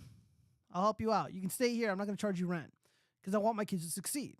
I want them to get ahead in life. I want them to work part-time. I want them to save all the money that they make because I won't need to take anything from them. I think helping your kids is like a really great thing. A handful of my friends, their parents helped them out with like the mortgage and stuff. So that's just what I'm used to experiencing. But I also get the other side of it where it's like, you know, there comes a point where it's like, it's not just, you know, the parents have a life too. And it doesn't really make sense to go down with a sinking ship. So it's a tough one. University is a psyop. It can be, but I had an overwhelmingly positive university experience. And I know the universities are kind of shit right now, but they weren't always like that. And it honestly would take just very little effort to make university worth it. I think there needs to be more rational, sane people going into the universities, becoming college educated, and being elite in, you know, dispersing all throughout the professional world. Because right now, people like myself have been expelled from the professional world, have been pushed out of it. Or people like me aren't showing up because they don't think they'll make it or they won't fit in or whatever the case may be. And I think that's a shame. I think it's a shame that I think Mike Cernovich is right. You know, people like myself, political dissidents, we really should be occupying city council positions. We should be occupying HR departments. We should be occupying, you know, the professional class, the credentialed class, and putting a stop to a lot of this woke insanity that we're seeing all throughout the professional world. And yeah, the trades are good.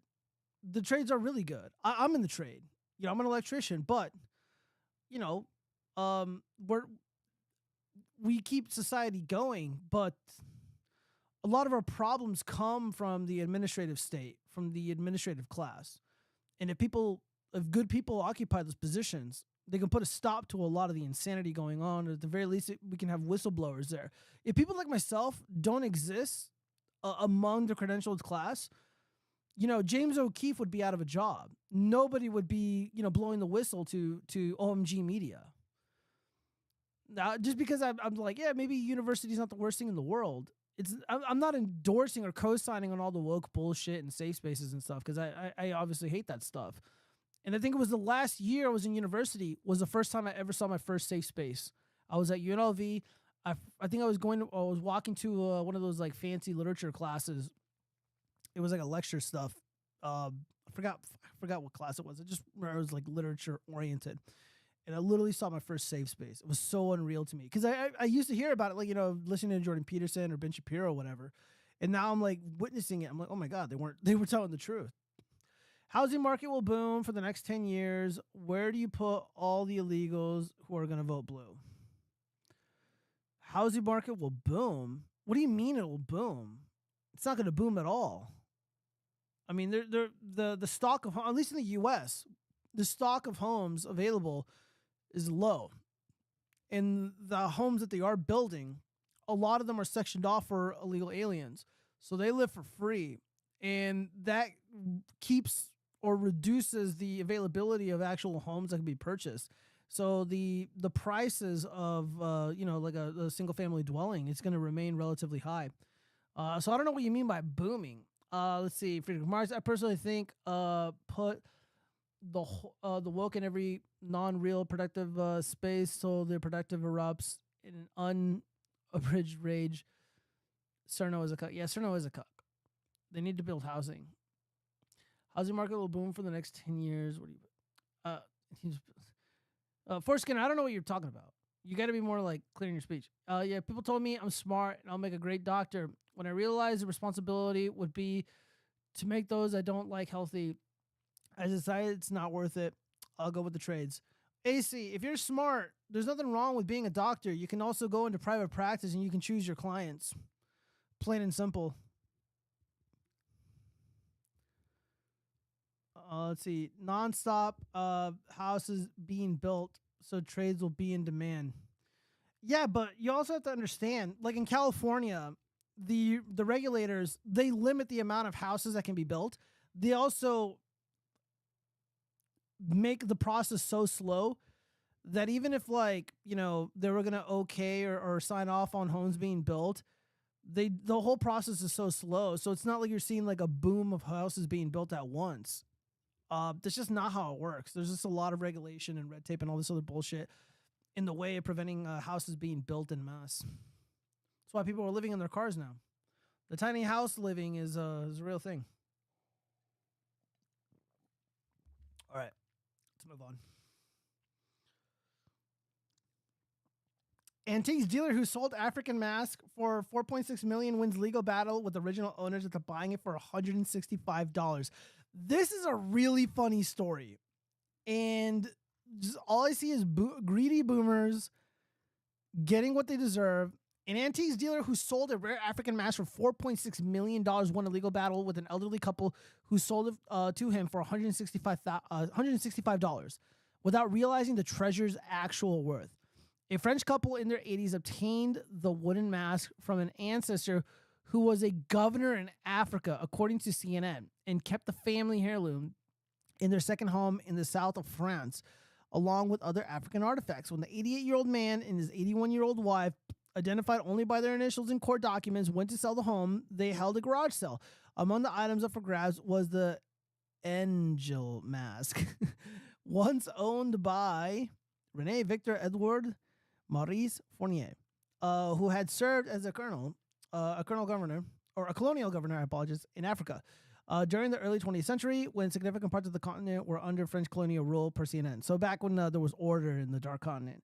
A secondhand antiques dealer scooped up the piece for a mere $165, along with some other small items like lances, a circumcision knife, a bellows, a musical instrument. The couple believed at the time that the price was fair according to the court documents.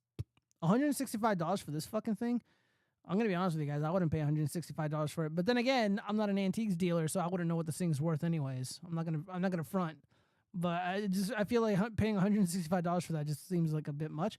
Yet, just 6 months later, the couple learned the mask's true value after reading a newspaper article. When it went up for auction in Montpellier, France, auctioneers described the mask as an extremely rare 19th century mask, property of a secret society of the Fang people in Gabon.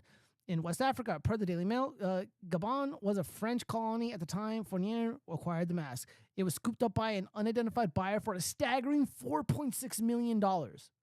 So Boomer couple sues because they didn't get like $1 million out of this ordeal. They parted ways for $165. The French couple swiftly filed an injunction to cancel the original sale of the piece, which was just 110 such objects still in existence once used by an ethnic Bantu group. The couple argued that there had been an authentication error. That's a great legal maneuver. I'll give them that. They get creative points for that at the time of the sale, and insisted that the dealer cheated them for being aware of the mask's real value at the time of the purchase, according to the Daily Mail. Yeah, dude, that's not how private sales work, dude. The judge rejected the couple's request, saying that their inexcusable negligence and frivolity is what caused their troubles, as they failed any attempt to get the mask valued before selling it, and thus were not owed any money. Fuck yeah. Dude, but get this. The auctioneer, very benevolent, very fair.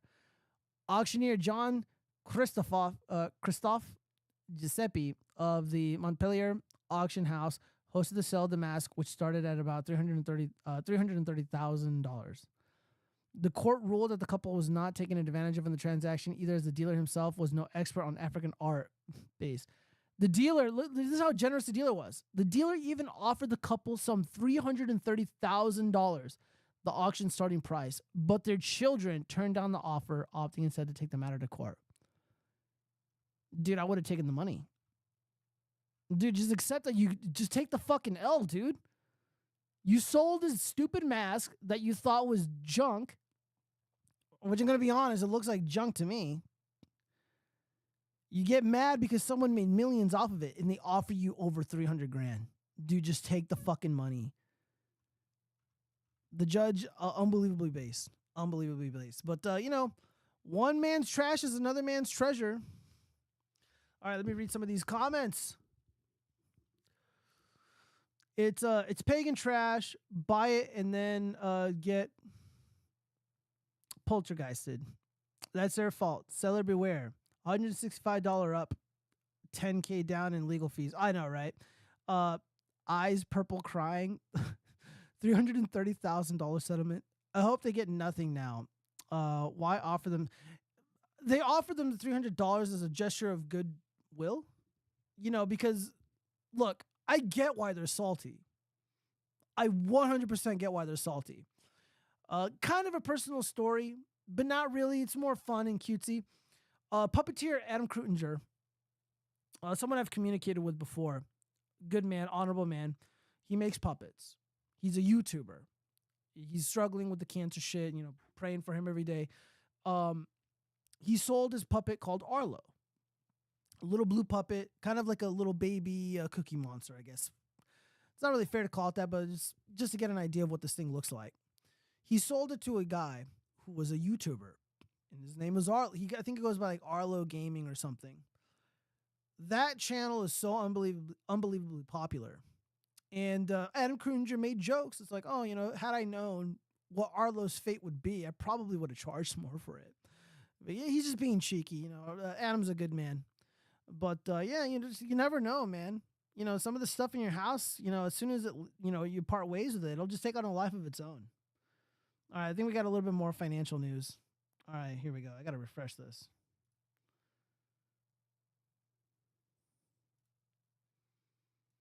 My girlfriend went on an anti-Semitic rant and explained how much she hates Jews. I'm Jewish.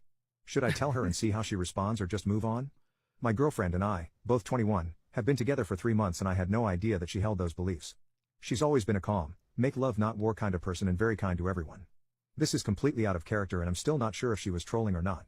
Yesterday evening we were sitting in the car and she was talking to some guy from her internship. She sounded heated and they were clearly arguing over something. When she hung up she said that he was an a-hole, a jerk, a kleptomaniac, etc. Then she started calling him a dirty SS Jew.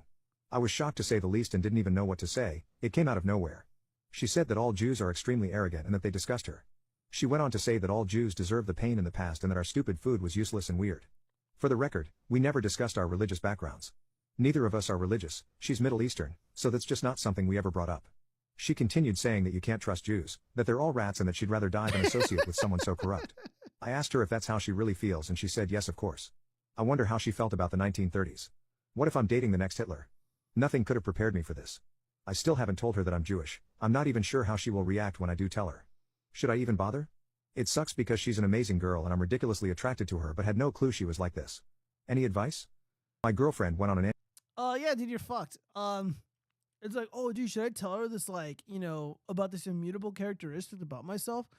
Dude, like, what happens if you, like, try to get married and then like, your grandfather's like, oy vey, Zachary, tell me about your girlfriend. And then the girlfriend's like, what the fuck is this? Yeah, man, you just gotta tell her. Hold on one second, guys. I gotta check something really quick. Outputs, routing, this.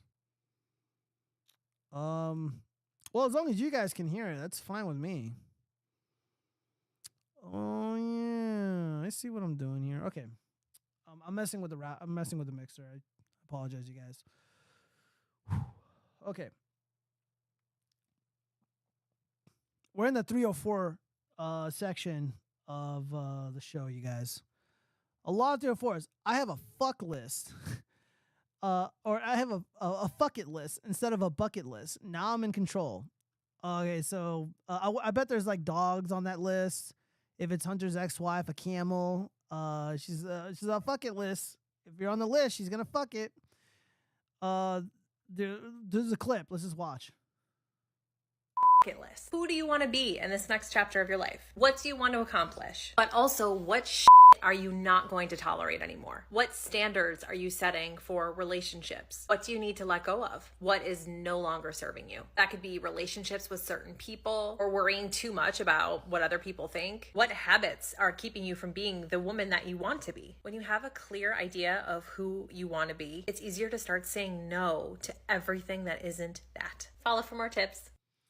Wow, follow for more tips. I learned nothing. Okay, so where's the fuck it part? Let me see. A New York relationship expert has swapped out the traditional bucket list for a fuck it list, which she says has improved her life by leaps and bounds. Those are all the things you have to say, fuck it, I am done. Oh, never mind. This has nothing to do with sex, it seems. All right, well, let me see what her fuck it list says. You got to have a fuck it list, meaning for you to reach those goals and be the person you want to be, you need to think about what you no longer need to tolerate. Well, if it was the other girl, she's like, the Jews are on that list. I'm kidding, guys. By the way, I disavow the girl from the previous story who was very hateful and anti-Semitic. Let's see. Missouri is also on bar. As I was turning myself and just myself, blah, blah, I realized that those don't, God. Okay, so there's not a list. There's not a fucking list here. All right, guys, I apologize for the false advertisement. I thought we were going to get like some like streetwalker shit, but all right, anyways, we must move on. All right, let me refresh this. Debate with my girlfriend regarding SA. Now she is saying I SA at her. My girlfriend was reading an article. All right, hold on, let me start that over. Oh, wait, by the way, SA equals sexual assault. I got into a debate with my girlfriend regarding SA. Now she is saying I SA at her. My girlfriend was reading an article that said any man that is intimate with a woman who has been drinking should be charged with SA. She wanted to know what I thought of that. I said, I don't think it's that simple. You can't just automatically say that any man who is intimate with a woman who has been drinking is an offender. That's absolutely ridiculous. There are too many variables to consider to make such a broad statement. As soon as the words came out of my mouth, her whole demeanor changed and her response was dripping in condescension. Really, what other information would you need? It seems pretty clear to me. I told her that if she considered that to be clear, I'm a little worried about her sense of free thinking. For instance, the most obvious question, what if they're both drunk? How much does she need to have drunk before he becomes a predator? What about if the situation was reversed and it was the man that had been drinking? Would that make her the predator? What if she was the one to initiate the intimacy? These are all relevant questions to be answered. This is information I would expect to know before just saying a man is a predator if he sleeps with a drunk woman. At that point my girlfriend became visibly angry. Her response was, if the woman has been drinking and she is even a buzz, the man is a predator. If they're both drinking, the man is still a predator. If she initiated intimacy, the man is still a predator. So I asked her, then in the reverse situation, would the woman also be a predator? She laughed with a condescension that made my blood boil and she said, "Don't be stupid. The only way a woman could SA a man is if she had a gun or something and forced him to let her shove something up his rear or something. If he gets excited, it's not SA." I was and still am floored by her hypocrisy and ignorance. Needless to say, this argument escalated to the point that we were actually yelling at each other. Finally, I had to just walk away. I went for a walk and when I got back she was sitting on the couch. Without even looking at me, she said if I don't change my way of thinking immediately, she's moving out.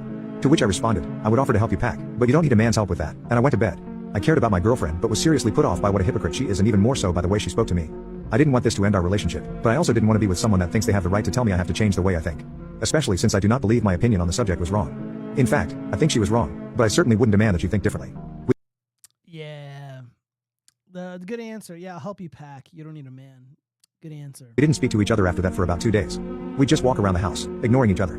Then one morning she said to me, "You know you're a predator because we were intimate the night of my best friend's wedding." On the night she was referring to, we were both hammered at this wedding. Afterwards, we went back to our hotel room and she initiated some of the most wild intimacy we ever had.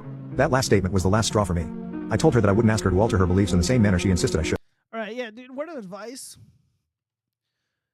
A woman is accusing you of a serious crime. Don't go on the internet and fucking admit it.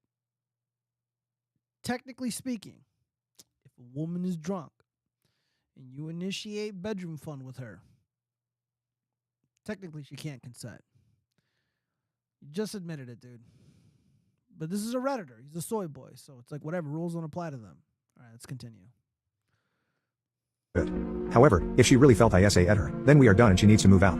I was heartbroken because I love this woman. But I also loved myself enough that I wouldn't allow anybody to tell me my thoughts are wrong and I certainly couldn't live with someone who believes I SA at them. She left after that. A couple days later, she sent me an email that said, "I would never call the police on you because I know you never intended to SA me and I completely forgive you. I'd even be willing to forget everything that has happened. All I ask is that you simply acknowledge that you SA-ed me and that men who are intimate with drunk women are predators." So what she's doing right there? Because there's plausible deniability, right? Between these two individuals, there's plausible deniability. So technically speaking, it's kind of sort of in the clear. But what she's trying to do is trap him. I want you to admit to committing this crime. I want you to admit it via text. So there's proof. She's going to hold on to that. She might as well put his balls and dick in a jar and just be like, "I got this." That's all I'm asking. I did not respond. At this point, she was reaching and any further discussion with her would only anger me. Then today I received another email from her. After talking to my mom and my sister, they both told me I should be ashamed of myself for even thinking that you had SA-ed me. And I've given it some thought, and I no longer think that. Hang on to those messages, dude. Hang on to those messages. Sorry for saying that. I know you would never do that to me. I gave some thought to it and this time I did respond. I said, "Thank you for the apology and your apology is accepted. Unfortunately, I still can't continue in the relationship. I'm relieved that you no longer feel that way, but it was because your mom and sister told you it was wrong. That doesn't take away from the fact you did believe it. If they had not said what they said or even if they agreed with you, you would still feel that way and that is something I cannot rectify in my heart. I feel as though you are a stranger to me and not a stranger I have any desire to get to know. Sometimes what you say cannot be fixed with 'I'm sorry.' This is one of those times. I wish nothing but the best for you and I hope you find someone that will make you happy. I can't be that person." She has not responded. I realized it would be a mistake to forgive and forget. If she was capable of coming to such an ugly conclusion about me, who knows what else she could be capable of thinking where Yeah, absolutely. I mean, the guy was kind of a little bitch at the end, but he's on the right track. Let me see. Read some of these messages really quick. Let's see. Oh, wait, they didn't have her barcodes, just numbers. Women say they hate puns, but they're always coming up with the cringiest shit. Yeah. When the marriage happens and she says, "Wow, your old relatives have really interesting tattoos on their arms. Are those your social security?" Disavow. Women don't have valid opinions. Friedrich Marx writes, "I'll show you real salt." Yeah, I'd be pretty upset if anybody came at me with shit like that. Ignoring them is the right thing, legally speaking. I think the guy had that sense, but again, you don't want to go on fucking Reddit and post it. All right, let's move on. Let's see, do we have any other streetwalker shit? Oh no, what happened here?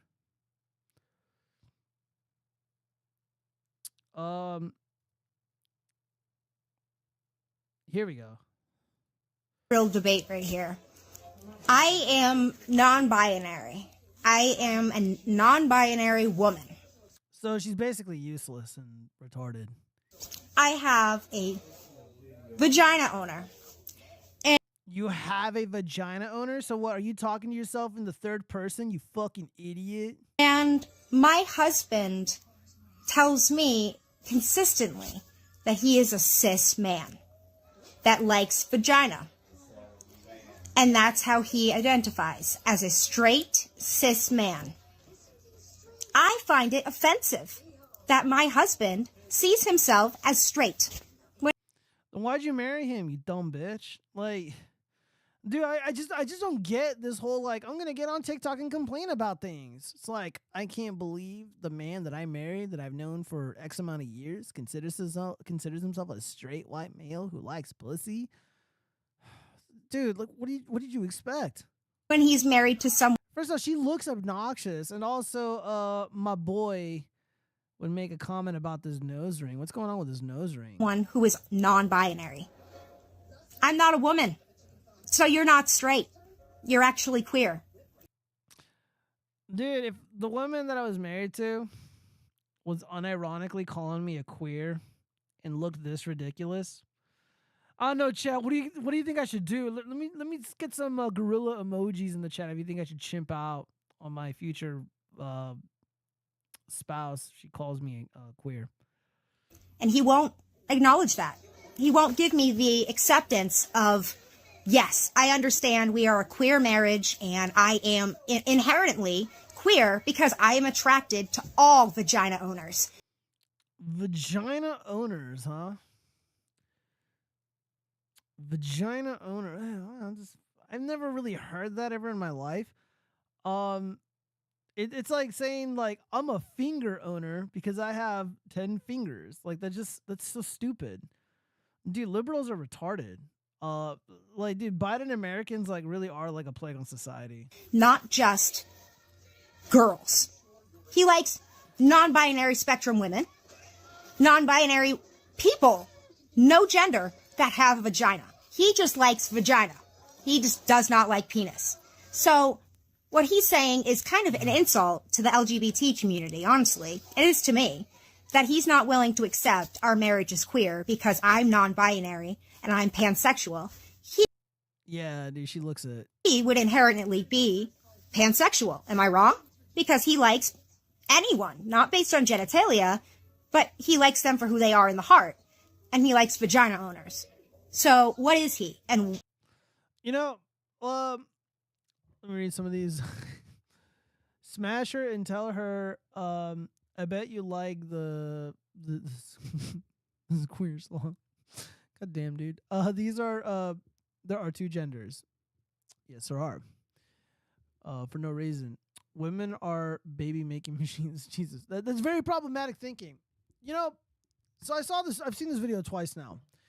And you know, I can't be too mad at her, you know, because she's just a retarded Biden voter. And she's doing what she's supposed to be doing, which is being retarded. But what self-respecting man is going to commit to something like this? Someone like her. This is the man's fault. I'm blaming the man for this. I blame men in general for the existence of this person, for allowing them to be this openly, to be this comfortable espousing these opinions. If a woman ever called me a queer, someone that I'm sleeping with, yeah, it's a problem. Yeah, it's a big fucking problem. I'll just leave it at that. All right, what else do we got here?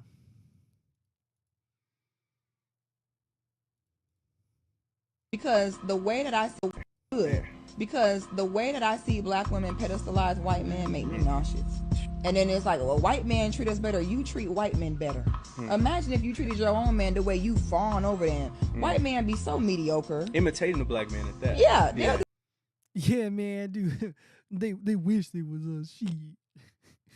The most basic stuff. Yeah. Oh, he bought her 2 roses. And they're like, that's so cute. I want that one day. And I'm like, well, now, what if we affirmed our own man like that? What if when our own man did something for us, you know, we gave him that same level of, you know, gratitude. Yeah. Imagine how much farther we'll get. For sure. But a white man breathe and you're like, oh, look how he took a breath. And it make me. Dude, my theory is that this girl, she saw like a typical blonde-haired, blue-eyed Chad, and like he went for like her more attractive like sorority sister or something, and she's just kind of like left behind. There's a lot of animosity in her voice. There's a lot of angst in this voice here. You know, it's kind of like that soy jack, that Wojak, where it's like, yeah, man, everything's totally cool, and they're wearing a mask with a smiling face, but like behind the masks, they're just like sobbing uncontrollably. Like, this is what's happening. She's sobbing uncontrollably on the inside. The racism is just a mask. She desperately craves blonde-haired, blue-eyed Chad's cock. For sure. Me sick. Make me cringe. It's like, ew. Yeah. Now you over here just worshiping this man like he already wants you to. That's a colonizer. Dude, I don't know about you, but I don't think those are the words that I would use to describe the love and affinity a woman has for her man. But, you know, every now and then you'll get a sister wanting to date a white Chad, and, you know, she'll treat the man the way that, you know, most men want to be treated. And she'll call it, oh, you know, he colonized the pussy. You know, he a slave master, whatever. You say whatever the fuck you want. Oh, the black girl, you know, she's debasing herself because she's worshiping the white Chad. No, it's probably just love. And again, leftists are incapable of love. They're incapable of romance. They're all ideology. They're all resentment. They're anger. They're all anger. They're just pure jealous. Just bitter people. Wow. Now he colonizing your womb. That's now right, yeah. Damn, dude, she's all like, oh, dude, my sisters, you know, they're getting dicked down by Chad, and they're getting their pussies, you know, colonized or whatever. Just thinking about it, dude. The fuck? A defeated, colonized body. Over here like this, just your eyes just big and bright, you know, because of his skin tone. So Travis humbled them and showed them, yeah, they'll sleep with you and all. Dude, she envies. You know, she's hyper focused on the skin color. I think this is a skin envy. But you see how when it's time for them to be in a real relationship and settle down, because I wouldn't be surprised if he married her. I wouldn't be surprised. I think he will. And she just moved in too. That's what they said. Oh yeah, then. So it begins. About to be a billionaire as well. Yeah. Treat your own man as good as you treat them white men. Stop. Dude, well, no man belongs to any woman. You know, like it. I don't even. You guys get it. Fawning over them like that is actually disgusting. Yeah, man. Dude, I should have her on the watchfrogs. I think that'd be a fun fucking show. Oh, I'd get banned so quickly. Everything Gio just said got verified. Yeah, dude, I'm doing this in real time. I saw like the first like 15 seconds. I'm like, oh, dude, I gotta go over this on the show. It's gonna be so fucking funny. I live in Vegas, so and I've dated a bunch of chicks. I know a lot of girls, and I get, like, it's so obvious when people are fucking hurt by something or someone because they talk just endless shit about it. Like, I'm hurt that I got blacklisted in Hollywood. So I say a lot of really bad things about Hollywood that are true, but the difference is that what I'm saying about Hollywood is true. However, it would have been nice to have one of my screenplays picked up. And again, I don't even want that much money. I just want a job in the industry. I just want to write with some of the greatest. But I'm hurt, guys. And when I see this young sister over here crying about, you know, other sisters, other little hoochies getting with white Chads, it sounds like it's coming from a place of pain and resentment. I'll give you a non-sexual example. Oh, man. So I'm going to use a fake name. My buddy Timothy is very jealous of another friend, Mikey. Mikey offended his sensibility, his ego. He hurt his ego like 5-6 years ago over an incident that happened when everybody was drinking. He disrespected Timmy. Now, Timmy is right to have been annoyed and bothered and upset. But that was like 6-7 years ago. And Mikey doesn't even remember this happened. And whenever with Timmy and he gets an opportunity to talk shit, he does. And I'm like, dude, Mikey's doing psychic damage to you right now. You got to let it go. Like, you can try to like pretend that you're not hurt or bothered by what happened in the past, but there's a little bit of anger lingering inside your heart. And I can tell by the way that you talk about it, because the way that Timmy talks about Mikey is the exact same way that this sister is talking about these white men who are wifing up, sisters. Funny you say getting canceled. I keep telling my friend that we should do a podcast and our goal should be to get canceled. Therefore, we can say everything is comedy while spreading truth. I mean, the goal should not be to get canceled. The goal should be more to like have fun and, you know, and obviously speak the truth because you don't want to do a podcast just telling blatant lies and shit. Just be smart about it. Just be smart about it, and you won't get canceled. And if there's a point where like people are coming after you, people have come after me. You know, in the content that you make, you gotta have built-in plausible deniability, and also just like not give a shit. Like a lot of people threaten me, try to come after me. They went after my Discord community, and you know, I fought it, and for the most part, I won. And that's honestly the best that you can do. Some of the people that get canceled, I mean, they get canceled because of their own doing. They choose to be canceled. All right, we got some more 304 stuff. A lot of 304 shit. Jesus Christ. Go away. Dr. Jordan Peterson writes on Twitter, formerly known as X, or X, formerly known as Twitter. One of the things I've told men over and over is if you're being rejected by all women that you approach, it's not the women. It's you, bucko. Wash your penis. And then Jean-Francois Jarepi, or JF, who did not kill Mama Jeff, this guilting of men for who they are by Jordan is why his counsels are deeply pro-female and unfit for males. The counsels? Consuls? I think consuls are deeply pro-female and unfit for males. In reality, for many males, they will have to accept a rejection rate of 99% if they want to get a shot at reproduction. To tell these men that there is something wrong about them, rather than explain that we live in an era of hoflation, is to side with a modern matriarchal feminist delusion. Now, there's partial truths to both of these statements. So, how do I say this without really getting fucking canceled? There's this meme about a certain group of people that have been kicked out of like over 100 countries. Let's say like 128 countries. And if you were to ask an AI bot, hey, if a group of people get kicked out of 128 countries, is it the country's fault for kicking them out? Or is it the result of the actions of the people being kicked out? The AI bot says the people that are being kicked out should be blamed because 128 countries can't be wrong. Now, I've heard the stories where young men, or just men in general, they go on Twitter, they go on Reddit, or they go wherever, and they talk about the rejection rate. And they say, I've been rejected by over 100 women. Is it not fair to say that maybe some dudes need to take responsibility for their actions?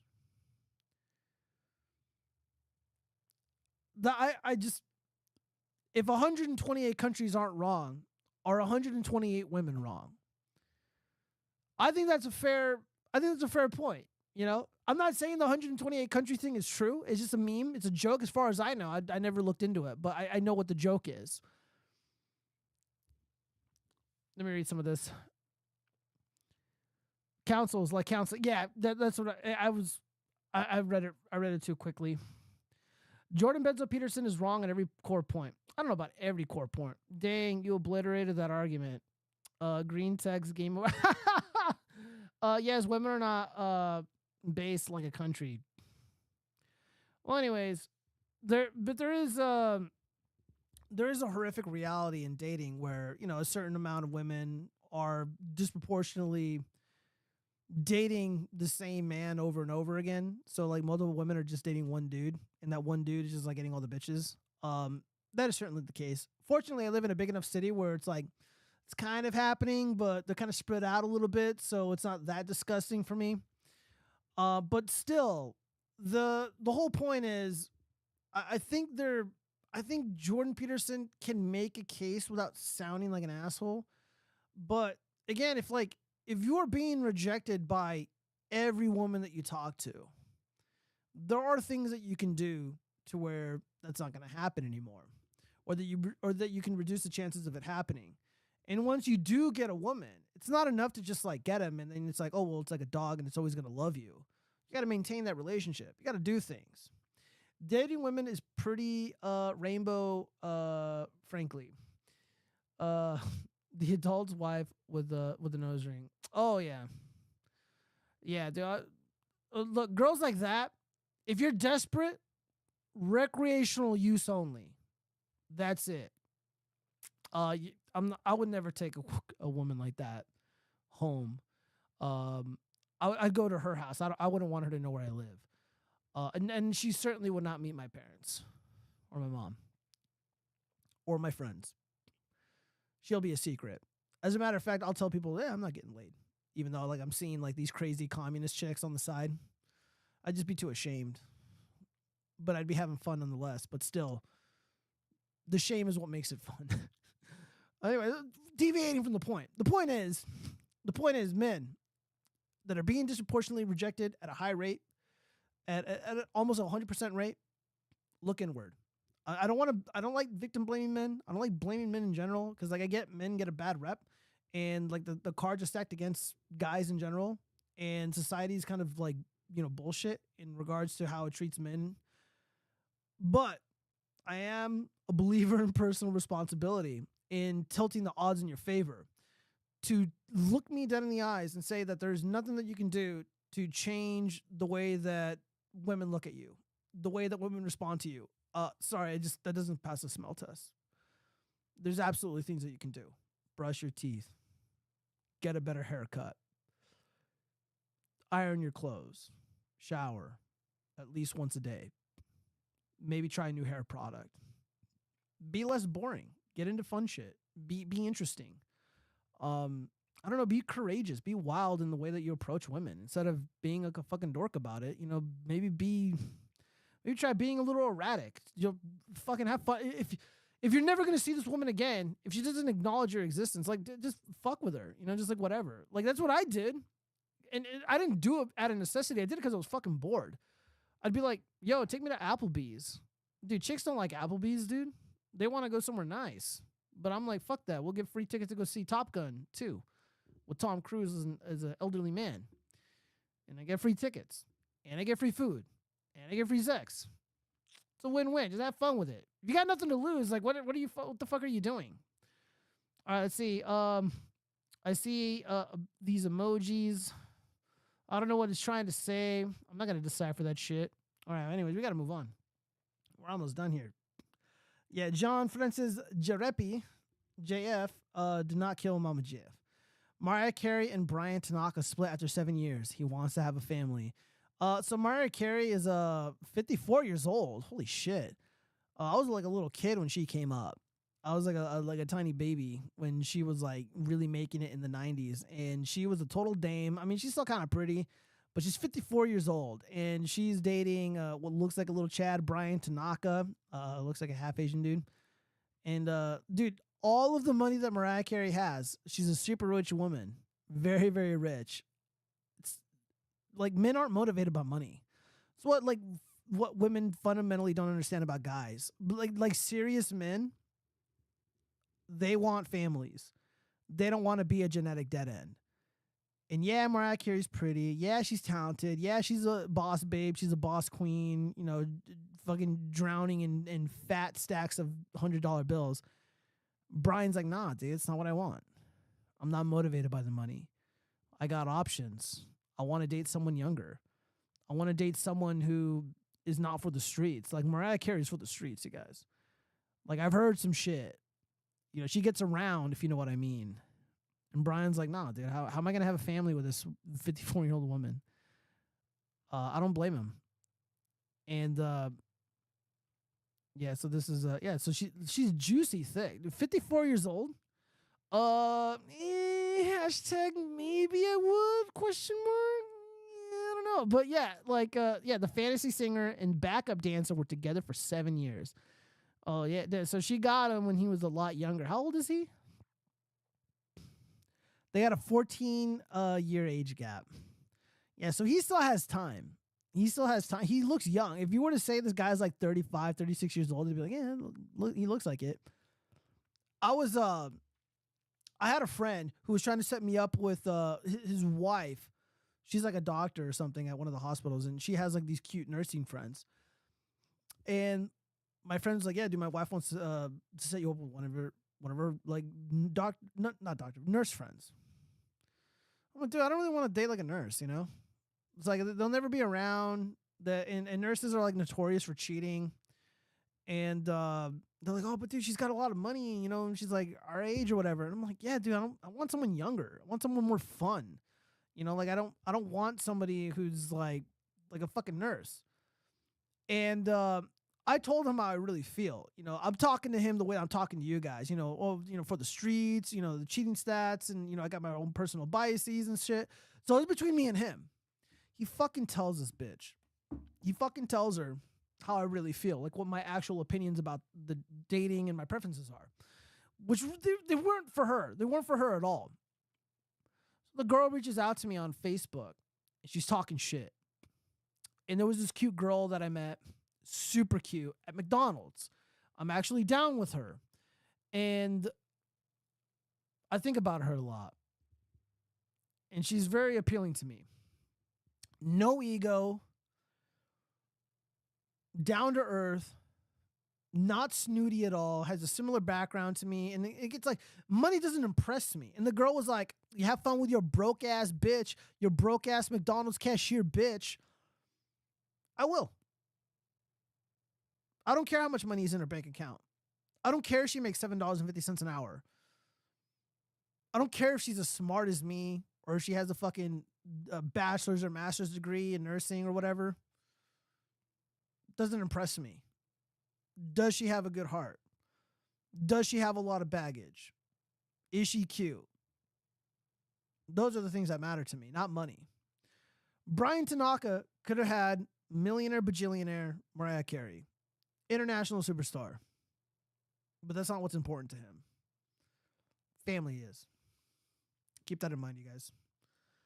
Yeah, never make excuses. Never apologize for having personal preferences. Women will try to shame you, by the way. I'm a professional mistress.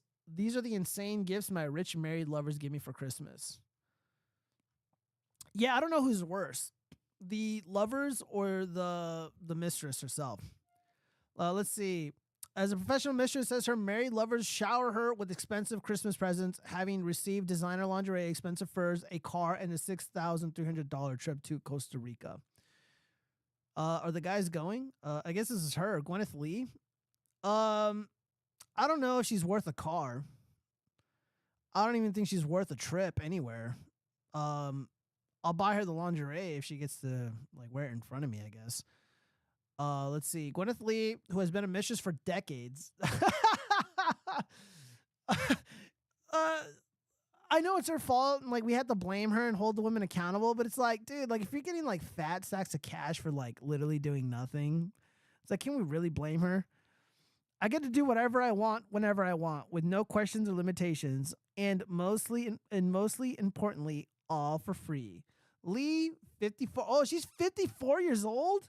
Brazenly declared in an interview with Jam Press, a California-based bombshell is currently seeing 5 married men, including one who is currently in the process of getting a divorce. Lee says she serves as an emotional vacation for her male paramours, who are more than happy to spend big on gifts to make her happy. Dude, if I was like a fucking millionaire or like a baller or whatever, I would have the most dope-ass man cave. I would have the most dope-ass garage with all the coolest tools and cars and shit, and I'd be working on projects, and I'd be having a blast. I wouldn't feel the need to be like, oh, man, I really need an emotional vacation. Like, what are you, a fucking tampon? Get yourself a fucking Heineken. Get yourself a Stella. Be a fucking man. Fuck your emotional vacation. Like, what is this shit? Yeah, I think the girl's off the hook. I mean, I know she's for the streets, but, like, these men are fucking dorks, dude. I had 2 different lovers pay for this trip to Costa Rica, Lee declared. One got the flight so I could fly down in business class, and the second man paid for the whole retreat itself. So it was a combination. This is disgusting me. The mistress celebrates her birthday in November and says it's gifts galore from the time until December 25th. I mostly get candles and perfumes, anything beautiful like that, as well as expensive lingerie and Walford stockings. She, co-ed, one of them paid thousands recently for part of my trip across Africa, and someone has gifted me a car before. Oh, dude. Oh, no, this is a more accurate picture. Oh, fuck, dude. She looks like Gretchen Whitmore. What the fuck? Dude, imagine, like, here's a car, my lovely mistress. Maybe if you didn't have to look at the Gretchen Whitmer face, maybe this wouldn't be so bad. Here, like this. But, Jesus Christ.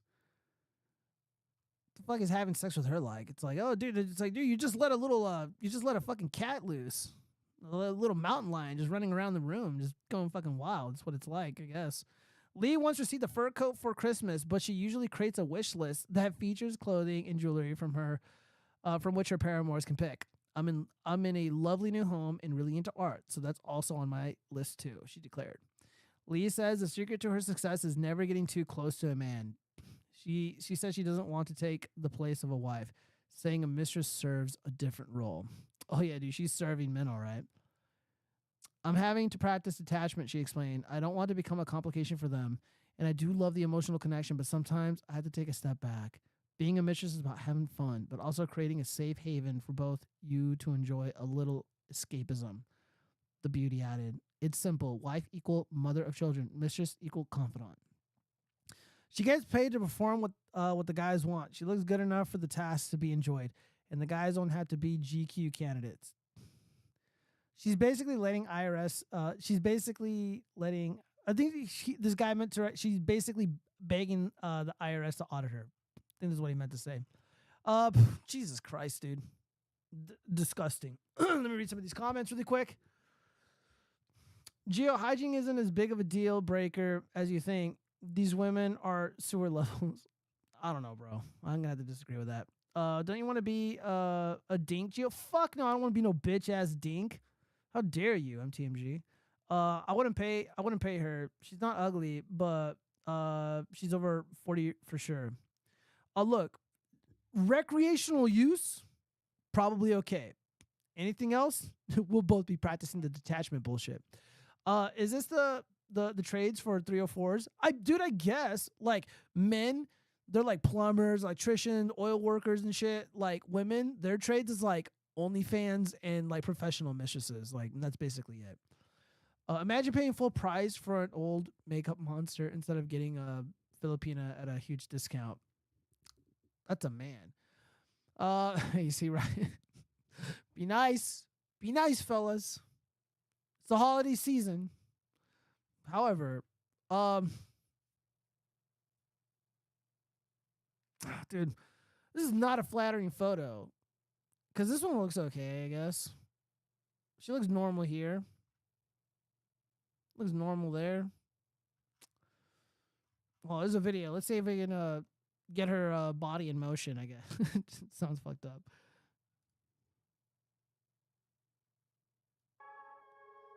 Oh, fuck, am I even allowed to show this on YouTube?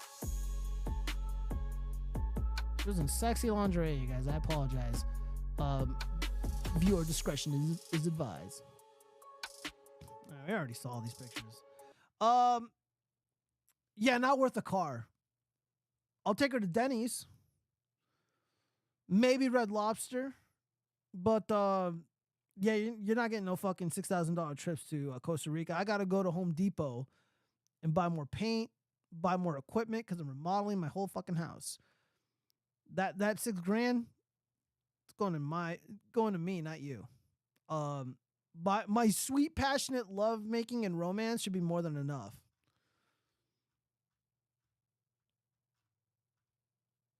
It's like Caitlyn Jenner. I don't know what's going on. I don't know what's going on here. All right, we got to go move on to the next story. We're running out of stories here. Influencer dumps fiance after he allegedly cheated on Bucks Night. I don't know what Bucks Night is, but we're about to find out. A British fitness influencer has publicly called off her wedding after her fiance's alleged cheating was exposed on a popular podcast. Lily Sabri, who currently lives in Dubai, met her partner Alex Triwit at a fitness expo in 2017. During the pandemic, the pair created the popular fitness brand Lean with Lily, an app filled with workouts and nutrition advice, as well as a line of supporting supplements, and it quickly took off. In the 5 years since the relationship started, the pair have got engaged, bought their first home together, and relocated from England to the United Arab Emirates, Dubai, essentially. But Miss Sabri, a qualified psychotherapist, has just announced the couple has broken up, telling her almost 1 million Instagram followers it was a result of encounters with another woman. Dude, why would you cheat on your wife when she's like this hot? It's really stupid. Influencers are retarded. Yeah, as soon as they gain any sort of fame and notoriety, they're just like, oh, dude, puniti. And, you know, just it comes easy and naturally for them. Yeah, dude, this chick's way out of this guy's league. But you know, he's rich, so he's got options. By the way, living in Dubai, red flag. Doesn't matter if it's a guy or girl, red flag instantly. Country singer Gabby Barrett sparks outrage for saying she turns down intimate duets with men to not jeopardize marriage. Yeah, that's a heckin' wholesome and that's a good thing. It turns out love actually does cost a thing. Gabby Barrett and her husband, Cade Foner, turned down projects that they deem too intimate out of respect for their marriage. I won't get into specific songs, but there's been large song opportunities that have come in for me to do an add-on or be part of and something between myself and my husband, and I respect him a ton and listen to what he has to say, and I think he deserves that. Barrett 23 explained during an appearance on the Unexpected with Hannah Love podcast. And there's been songs that are just not appropriate to sing wording wise. Barrett continued, like these love songs that are really intimate. The American Idol alum who managed to snag trophies at both the American Music Awards and the Country Music, I think that CMT, the Country Music blah blah blah awards, in 2021, stated that there is more to do than blah blah blah blah blah. Yeah, I think this is a wonderful thing. I actually I'm familiar with some actors in the industry who will not do sex scenes out of respect for their significant other, and I think this is a wonderful thing. So of course she's getting pushback because she's a Christian, because she's respecting her man. She's respecting the marriage. So when a woman puts the man first, the husband first, puts the marriage first, puts God first, she gets shit for it. But if she were to spread loose that pussy, and it's like, oh yeah, we're poly now. We're polyamorous. What's the other one? Pansexual or whatever. They'd be like, oh, you go queen, slave. But if she respects the man, she respects the institution of God, then all of a sudden people shit on her. So yeah, she's 23. You know, good for her. Good for her. She found success and she's being loyal. And likewise, it appears that the husband is doing the same thing, and that's how it should be. This is a wholesome 304/dating story. If I just wanted to include it. What else do we got here? Oh yeah, selfish women. I'm staying in a 5-star Dubai hotel this Christmas and leaving the kids at home. My family are horrified, but I deserve it. What did I tell you about Dubai, guys? Like Western people living in the United Arab Emirates, not to be trusted. So this woman, for the audio-only listeners, she's very, very white. Blonde hair, long. She's very thin. She looks very snooty. Following the stereotype that women with large hats are douchebags. The writer, 35, from Plymouth, Devon, said she was so worn out by the planning which goes into it, from Elf on the Shelf to Christmas Eve boxes. Oh, dude, your life is so fucking hard. By December 25th, she just wanted to get away from it. Yeah, let's get away from wholesome Elf on the Shelf jokes and, Christmas shenanigans. There's a photo of her, a selfie with the kid in the back, the baby booster chair, whatever. So this year, to the chagrin of her family, she's decided to skip it entirely. Come Christmas Day, the writer won't be waking up to her children's smiling faces, but rather the stunning view from her 5-star hotel in Dubai.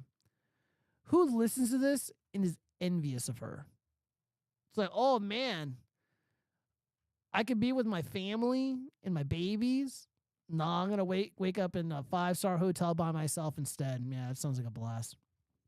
It cost her 1.8K euros for the solo trip, but Rebecca simply doesn't care. I spend most of my autumn dreading Christmas. It's supposed to be the most wonderful time of the year, but it's not very joyous when you're the woman that has to organize it all. As soon as the leaves fall from the trees, I start planning the perfect festive season for the entire family. There are more than 20 of us, including kids, parents, grandparents, aunts, and uncles. Notice how the husband is not around. Notice that the fiance is not around. Notice how a boyfriend is not present in the story. Interesting. The preparation is endless, from buying the right gifts and catering for fussy relatives to stocking up the fridge. Oh, getting to spend time with your family and being able to afford food and hearing children's laughter. Oh, what a horrible life. What a dreadful existence. I don't know about you guys, but she's better off than most people. What an ungrateful cunt. Sick of all the planning. All right, we get that. Sick of turkey and overboiled veggies. Moms are overworked. What about the dads? What about the dads who have to work 80 hours a week just so they can support their family, and then that guy gets cheated on because the woman at home is bored because she's got needs. I understand having needs, but like, you know, what about the men? It's long past my turn to put my feet up and take a break. I feel like I do every single school run and manage to work full time, and it's me taking care of everyone's life, life admin, whether it's booking swimming lessons, making nativity costumes, or baking cupcakes for the church fundraiser. Admitting you're disappearing for the festive season to parents at the school gate is like confessing to a crime. Yeah, because you sound like a selfish bitch. No, you are a selfish bitch. Dude, like, I don't blame men for going MGTOW. Like, I respect people with differing views. I generally respect nearly all of the opinions of like the MGTOW group, the Manosphere guys. Like, I get it. I really, really get it. But I try to steer away from like resentment and anger and shit. But I read stuff like this. It's like, dude, like women like this do exist. They are this selfish, and more of them are becoming more selfish because this ideology, this selfish belief, these selfish beliefs, if you will, these selfish tendencies, they kind of spread like viruses, you know, because you have these dumb bitches going on TikTok, going on Instagram, doing their Facebook reels, and they're like, oh my God, I'm just so stressed out. I left my fucking kids, I left my family, and I'm in Dubai getting dicked down by Muhammad and Kareem Abdul-Jabbar and blah, blah, blah. It's like, dude, like if I'm on a dating app and I see a woman like this, and then, you know, like we're talking, I'm like, so let me get this straight. You abandon your adorable children and your parents and your family, who, let's just be honest with us. Let's just be honest with ourselves. Like, this might be the last year we have a normal Christmas because shit's getting wild in the country. And instead of spending time with your loved ones and your family and friends, which some of us don't even have that, you elected to go to Dubai and spend time at a 5-star hotel getting dicked down by Muhammad and Ali Hassan Salami and shit. I would just get up and leave. I wouldn't pay the bill. No, I'd get up and leave. I'd call the restaurant like 2 hours later, be like, hey, man, I had to ditch this bitch. Like, if they didn't pay, I'll pay right now. I'll give you my card over the phone. Like, I'm sorry, it won't happen again. They'll understand. Apparently, mothers must silently exhaust themselves during December. Nobody believes that. Nobody believes that. Nobody says that. You know, families should be working together. But if all you do is moan about how hard life is, then nothing's going to change. You know, those kids aren't going anywhere. You're going to come back, you know, probably walking with a cane from getting fucked so hard by Muhammad. Those kids are going to be there. Your parents, your family, hopefully they're still there. You just got to do all that over again. This is a temporary escape. This is a bandit on a wood. Rebecca says she had to take drastic action to get the break she deserves. Oh, yeah. She deserves it, I'm sure. That's a story, you guys. Selfish women. Look at these adorable children. I would never want to be away from my kids. I want to spend as much time as I could with them. That means I'm not going to watch cuckball on Sunday with the fellas. Like I said, we're going to the water park or something. We're going to go pet, you know, sheep in the desert or something. Not selfishly go to Dubai and drink and sip cocktails by some shitty pool. All right, let me read some of these comments.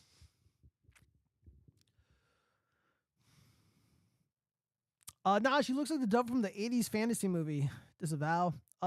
She's getting pushed back because she's flaunting on social media. Probably never trust a woman flaunting on social. Oh yeah, absolutely never trust a woman flaunting on social media. Any woman who like stunts on social media like that, nah, get rid of her. Good comment, Gustavo Sanchez. MTMG writes, "What the FK is that head shape in this chick from Andromeda? Disavow. I spent Xmas with my child. I did the opposite of this 304. Very good, Friedrich Marx. Yeah, as you should."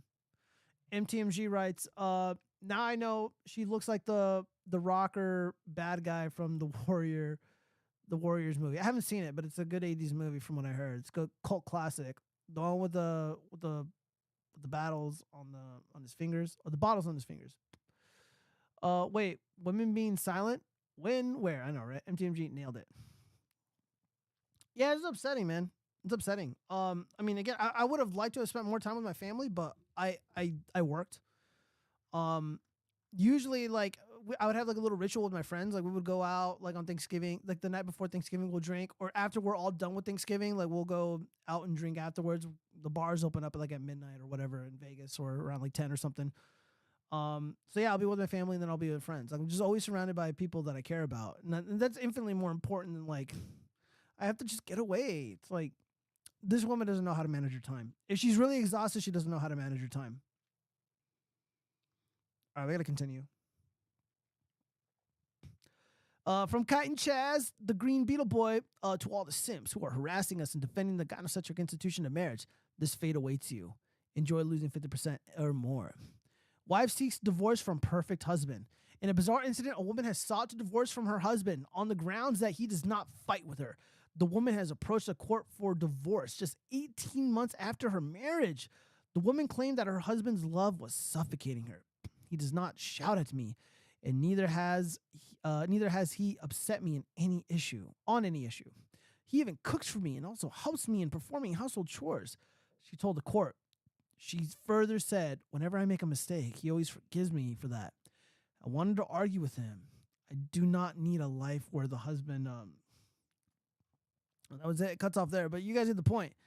Yeah, dude.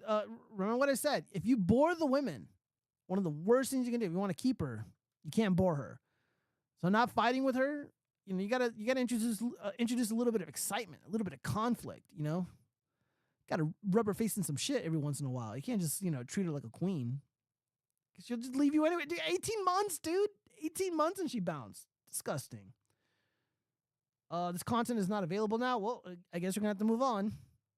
All right. This chick right here, liberal Biden American, female, Biden voter female. She got dicked down by Chad. Let's just hear what she has to say. Guys, I went on a date this week and I felt the feminism leaving my body. I live on the east side of LA, and if you don't know what that means, it's sort of like the artsier part of LA, you know? It's people say it's like Brooklyn and New York. So I go on dates with a lot of men and women who, live over here. There's always a negotiation about who pays, and that's great. I like to pay for people, all that. But what I will say is that I sort of fell into going on a date with the most guy's guy I've ever been on a date with. And he's from West, Santa Monica. He's a bro, right? A guy's guy is usually not my type. I cannot remember the last time that I went on a date with a straight bro, you know what I'm saying? But it befell me. It befell me in an organic fashion. So I'm on this date with this guy, and the thing about a guy's guy is he's putting his card down. He's paying for everything. And I really it sort of activated something feral in me, I'm not gonna lie. We went to another bar, and he was gonna go to the bathroom, so I was getting prepared to pay for our drinks because he's been paying all night. Of course I'm gonna pay for the next round. But as he's going to leave for the bathroom, he turns to me and he hands me his credit card and he goes, "Here's my card, get us whatever." It might be time for me to get away from all these, liberal snowflakes on the east side. Guys, damn, dude. Yeah, so I'm gonna tell you guys a funny fucking story, but I'm gonna leave out some details because reasons. There was this girl. I went full Trump before the 2016 election. Well, I met this girl I think after the election. I met her at at this concert venue Well, she had a boyfriend at the time, but that didn't stop her from giving me her phone number. So she was a Bernie bro. She was like a far leftist. We still went out. She still took me to her house. Some other shit ensued. Not going to get into it. But, dude, these commie chicks, you can change them. You can control them, manipulate them quite easily. It's not dude, who wouldn't want to do that? She seems like a lot of fun. Santa Monica is also like a really rich part of California, for those who don't know. I know I'm from California. Yeah, dude, these commie chicks, man, they're just have a lot of fond memories.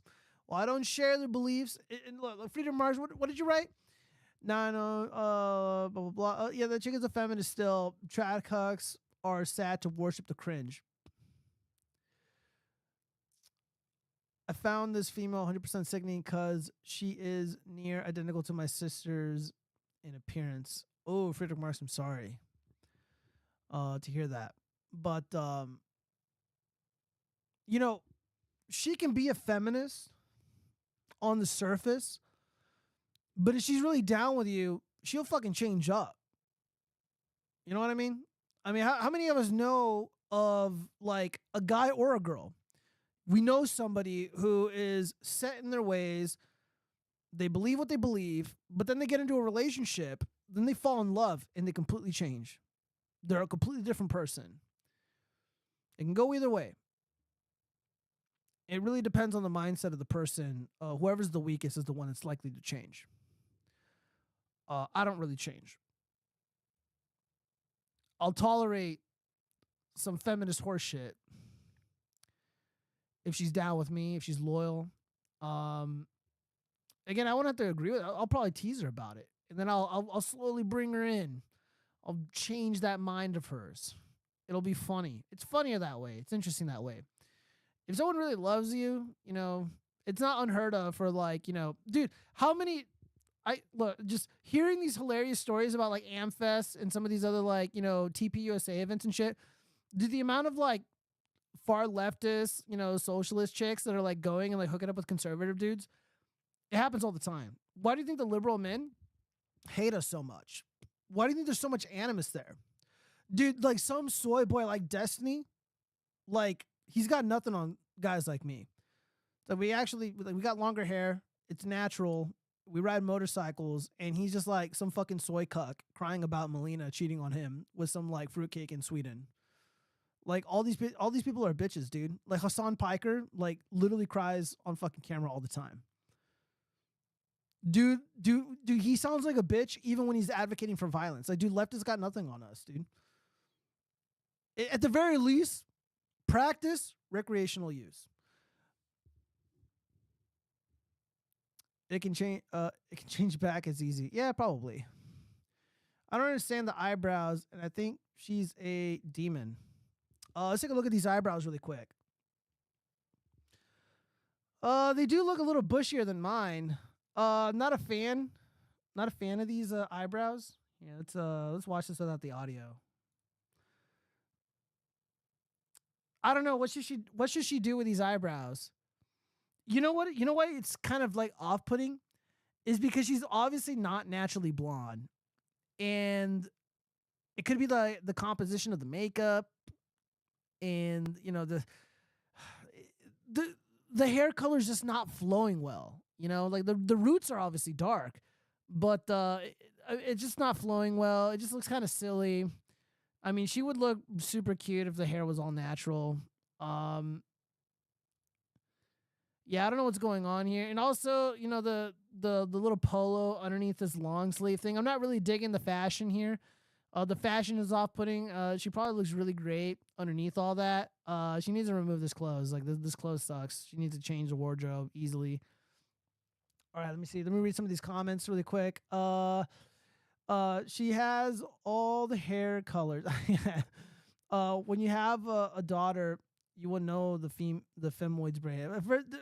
Friedrich Marx, you can't say Foyd unironically. That's like a meme now.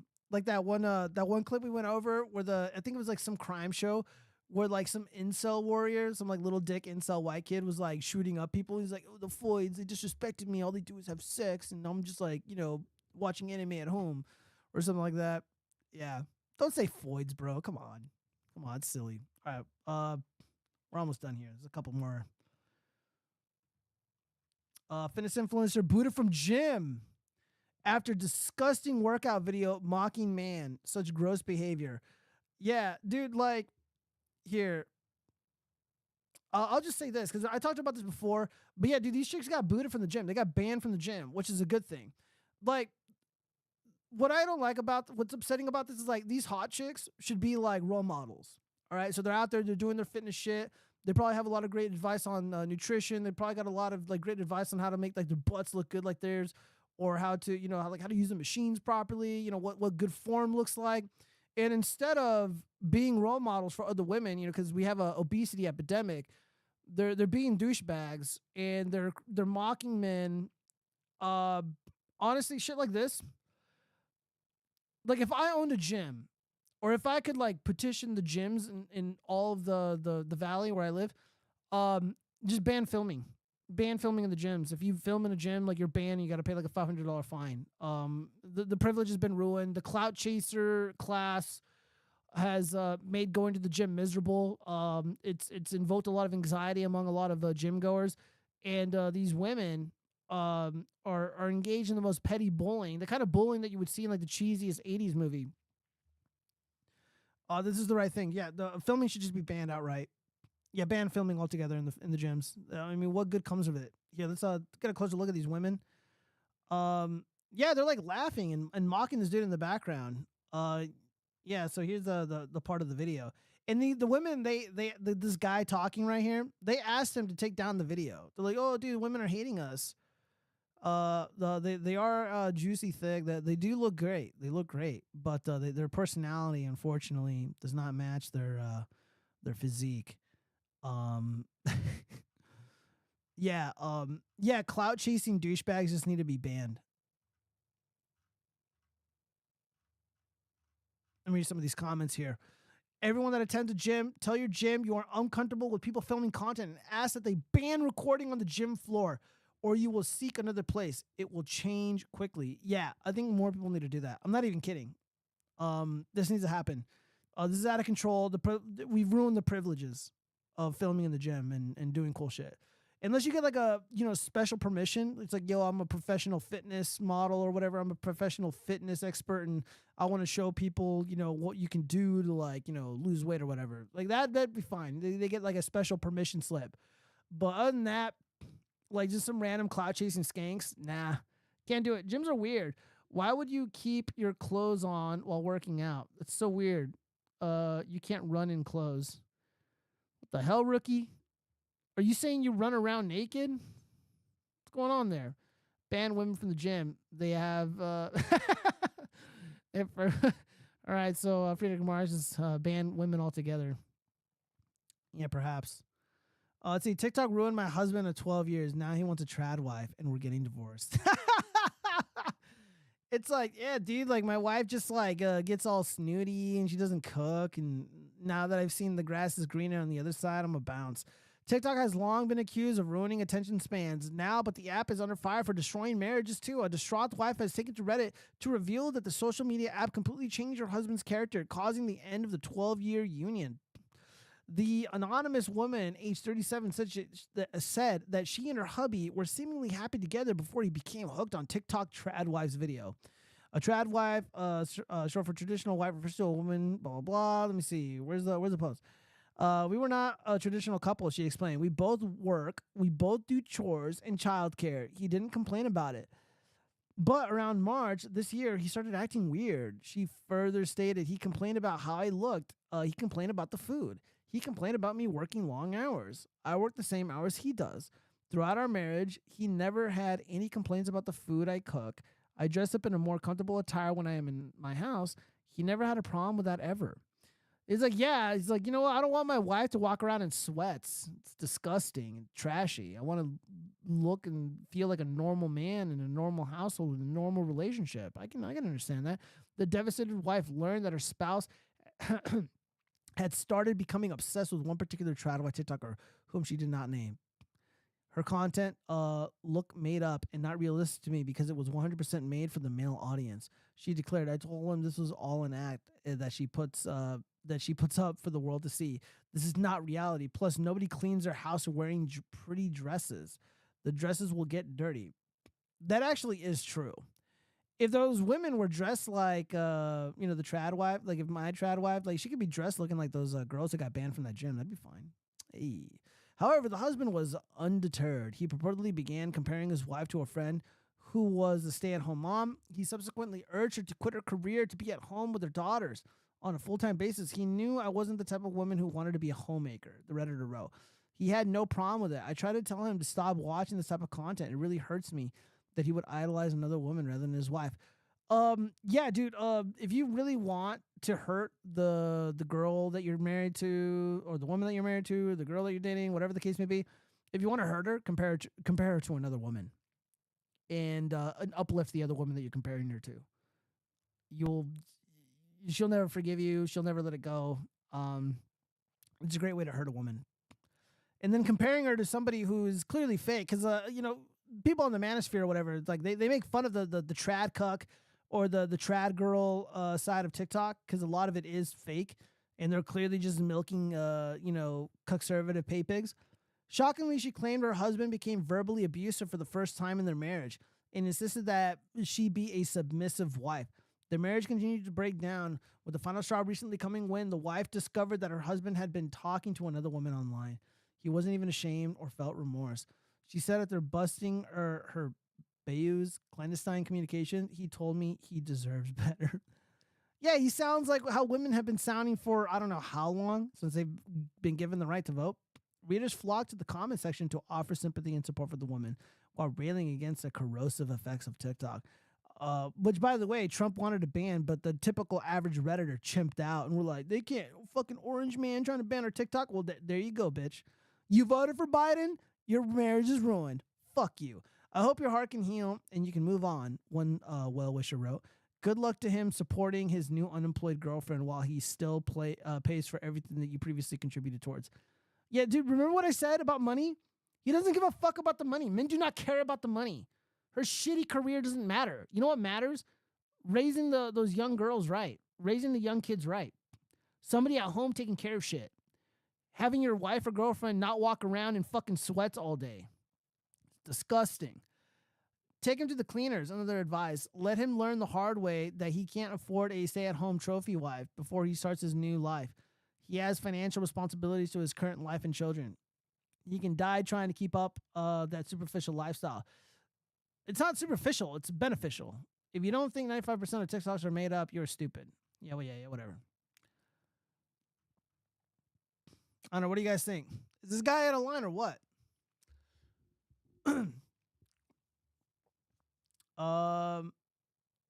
Not around, just on the elliptical. All right, so Rookie, you run nude on the elliptical. Is that what's going on? TikTok has backfired on women. They made males into women, and now they too follow the TikTok. Probably. So when women divorce men and do what that man does, it's empowering. But when a man does it, it's bad. I know, right? Friedrich Marx. I mean, there's no consistency here. There's no consistency. So like when a woman leaves, she's like, oh, I want adventure. I want fun. I want to be free. I want to discover myself. They're like, oh, dude, queen, base queen. Give me your OnlyFans queen. But if a man's like, I know what I deserve.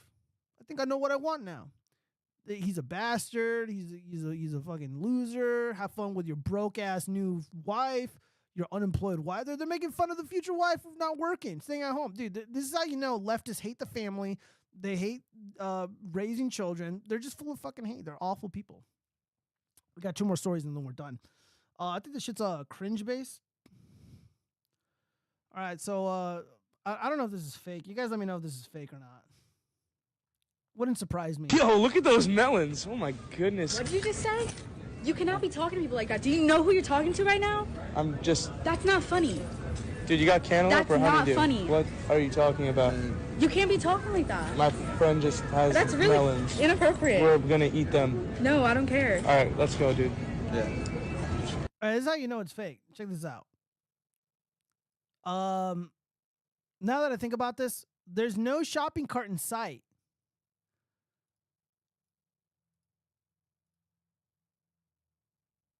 Oh, come on. Why are you loading so slow? It just worked. Yeah, let me refresh this. Look at those melons. All right. Look on the left. Yeah. You can see it right here on the frame.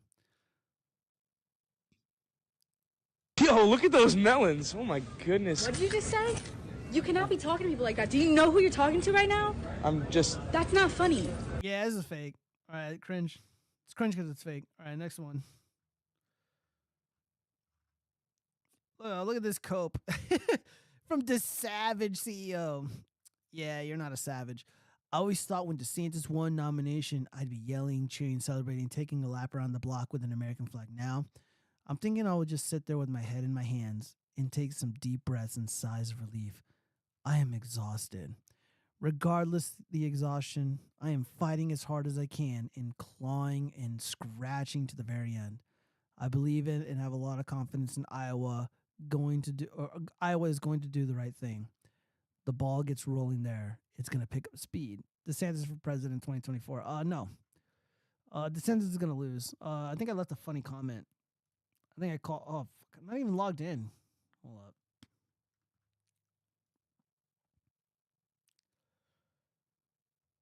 Let's look at the bookmarks.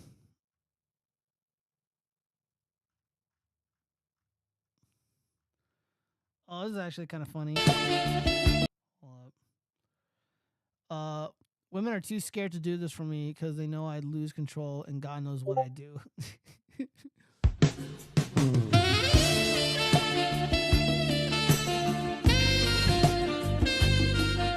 Welcome home, ladies. Drop the pan.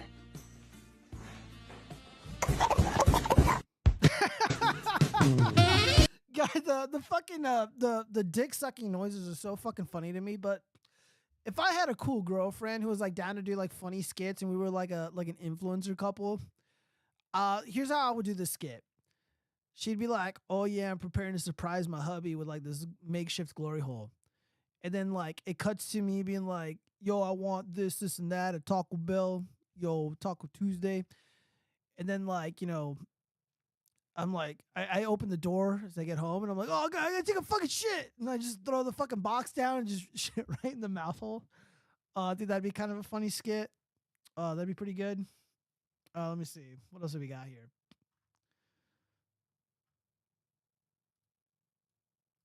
This is crazy.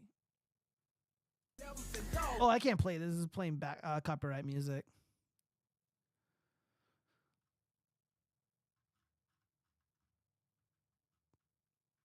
Yeah, some more Christmas shenanigans. We got these little kids here. They're reacting to their gift. Let's see what happens. The Hodge twins posted this. God, ready? Go ahead, Jack. Go. Oh my god!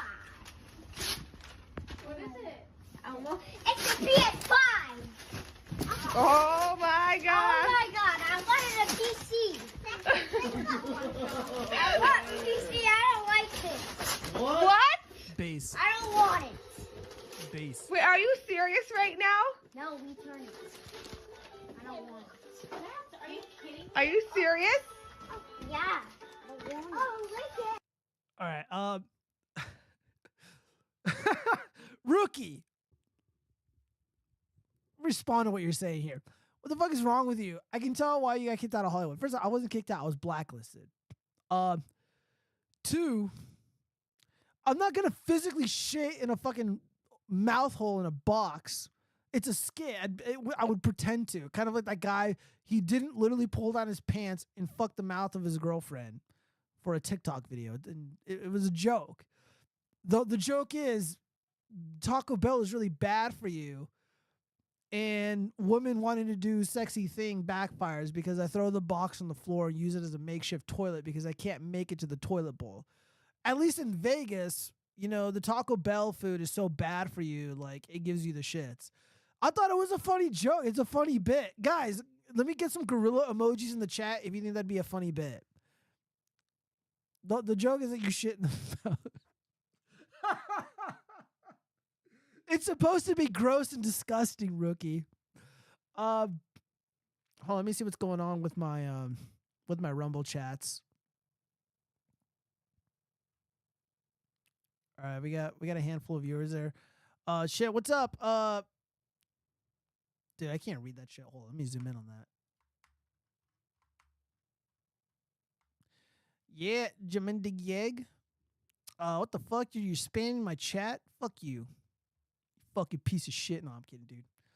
All right, so anyways, back to this video before I no, I get it, and I want to know what the fuck is wrong with you. Dude, nothing is wrong with me. The skit is fucking hilarious. I think the skit was funny. Oh, what is worse?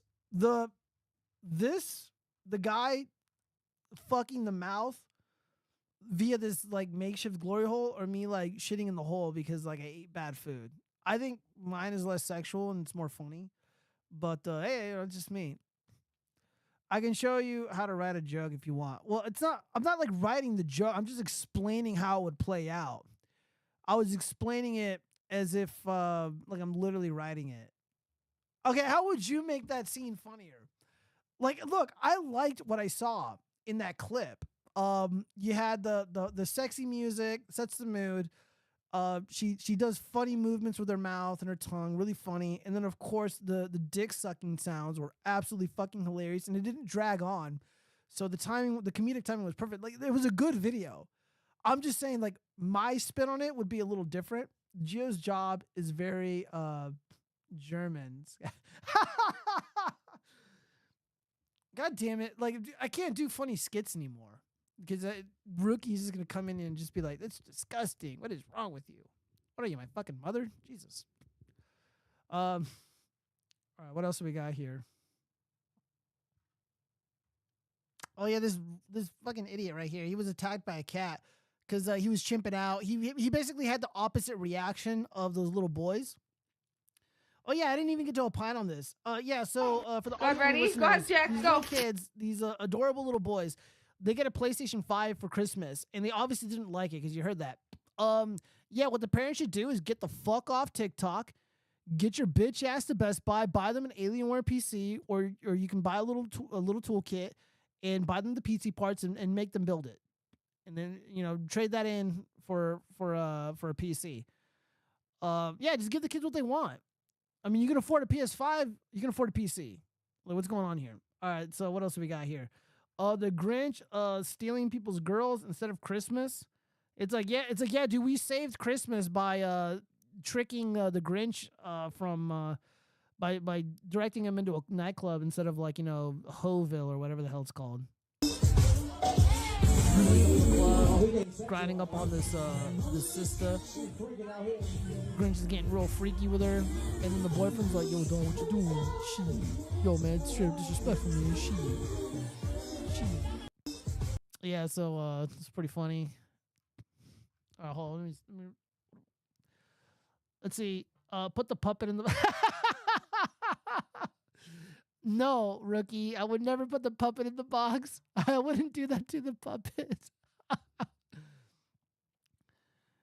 Let's see. I'm not saying we're being flooded by Californians, Razorfist says, but my new neighbor has a nativity scene made out of Funko Pops.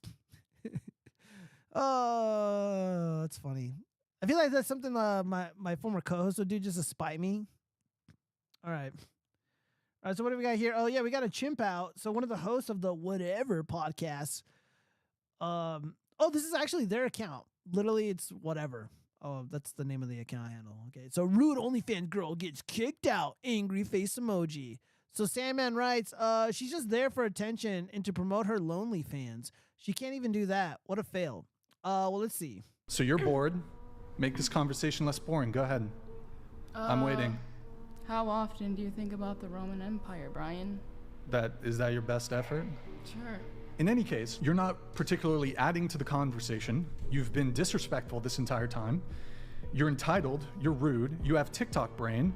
You cannot stay focused. We've only been live for an hour and a half or so. Yeah, dude, the problem with his roast here, is like, you come off as her dad. like, you have TikTok brain. You're not really focused. You're not contributing. Blah, blah, blah. Like, you sound like a fucking dork, bro. What's going on here? Oh, you got TikTok brain. It's not really an own, dude. Also, the how often do you think about the Roman Empire line? Pretty fucking funny. She does look like a douche though, so I'll give him that. So, I'm gonna ask you to leave. Okay. So get up, get the fuck out. Dude, why do you have to be rude, bro? It's like, dude, you won. You got her to leave. You made your points. She's not even resisting. Like, she's like, okay, dude, whatever. Like, just be cool, bro. Just chill the fuck out. Like, I'm getting uncomfortable watching this shit. On my deadass podcast, bitch, you fucking do OnlyFans, you fucking degenerate. Good, they're all gone. So I don't know, dude. I feel like he could have roasted her better. Like, he just sounded so tilted. Like, look, I don't appreciate disrespect. I'm not trying to sound like Eric July here, but I don't know, man. Like, I feel like this is like a kind of like an L. I mean, I'm not really I don't know. What do you guys think? Hold on, let me read some of this. My kid has had a gaming PC since she was 5. Why not make them learn how to type early? Good thinking, rookie. Do a video where you've filled Nate's sack with marshmallow fluff, and you gotta suck it all back out. Rookie, what you just said was more disgusting than my fake shitting in a glory hole and that fake poop going into my girlfriend's mouth. That's more disgusting than sucking a puppet marshmallows out of a puppet penis. Like, no. Freedom of Mars, why did Brian make me have to be on her side? Soy man or soy, no matter the pill. Yeah, it's always gay when the host of a show starts acting like a jerk. Smiley face. Yeah, I mean, like the show is supposed to be like, I've never seen the show. Like, I never sat down and literally watched a full episode of the whatever podcast. I've seen what most of everybody else has seen, just like clips here and there.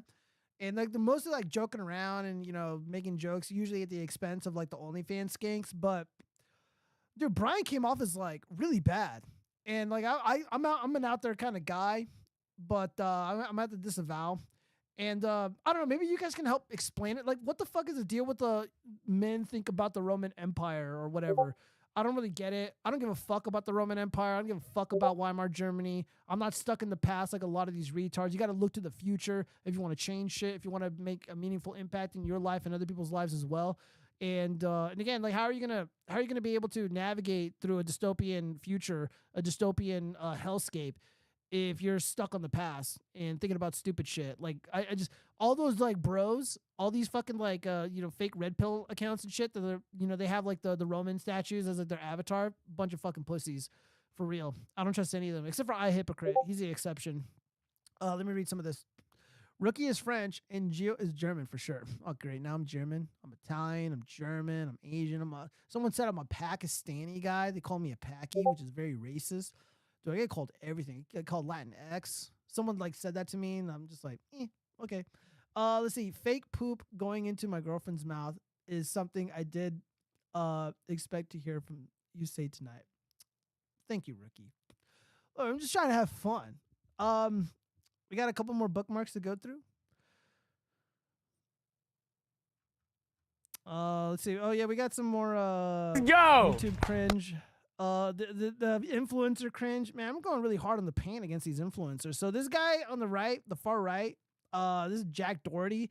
I had no idea who this kid was. I've never seen any of his content. Apparently he's insanely rich and insanely popular. And he has this whole gimmick where he like fucks with people in public, or he just acts like a dumbass in public, and he basically goads people and challenges, like he squares up on him. And then as soon as he does that, there's a security guard, bodyguard dude, like gets in the way, and the security guard guy is clearly bigger than everybody else. We got out of there, motherfucker. Let's go. Watch your language. There's kids around here. I didn't say any curse words. What'd I say? Just watch your language. What'd I say? You got a stupid shirt on over there. Yeah. Shirt, your kids can't read, though. What are you talking about? Your kids can't read, can they? I'm sure your kids watch. Get away from me. You started talking to me, buddy. Get away from me. You get away from me. Watch your kids. Go walk away. Say you motherfucker. Hey. Shit. What's going on? Eek. Hold up, you guys. It seems like my mini display froze.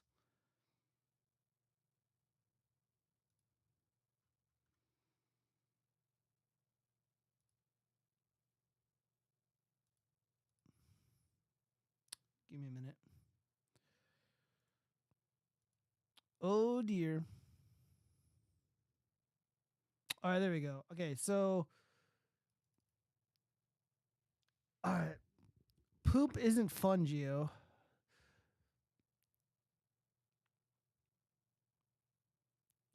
God damn it, you guys.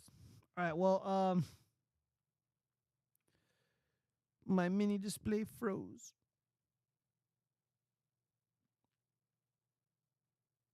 Oh man, that was like a fucking delay. God damn it.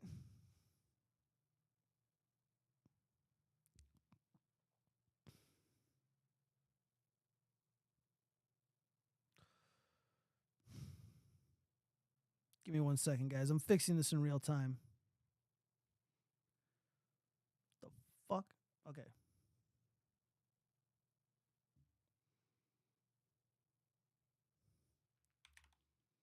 All right, guys. I'm bringing this shit back. Give me 1 second. Boop, boop, boop. Doo, doo, doo. I don't know what just happened.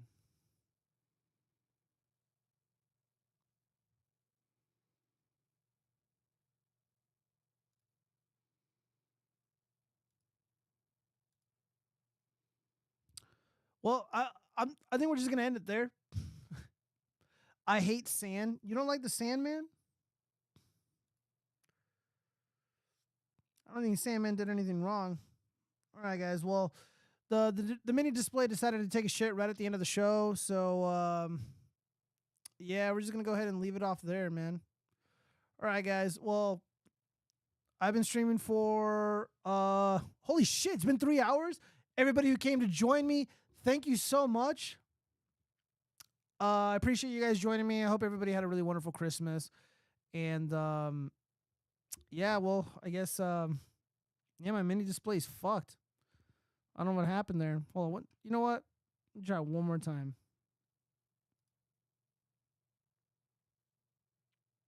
I don't have any dropped frames. I think Twitter just crashed. I don't know. Do that marshmallow video for New Year's. You're so fucking disgusting, rookie. Me shitting in a hole is less egregious than sucking a puppet dick and then sucking marshmallows out of it. You disgust me. You make me want to vomit, rookie. How dare you suggest such a thing after 3 hours of streaming? Everybody who came to support the show, everybody who came and joined me on Rumble, on Facebook, on Trovo, dlive, Twitter, YouTube, etc., etc. Thank you guys so much. Everybody who's been supporting the show, liking, commenting, and subscribing. I do sincerely appreciate it. And I can't wait to make more content now that all my shenanigans, all my shit is done. Stream is literally falling apart. I am out. Good night, everybody. Peace. Much love.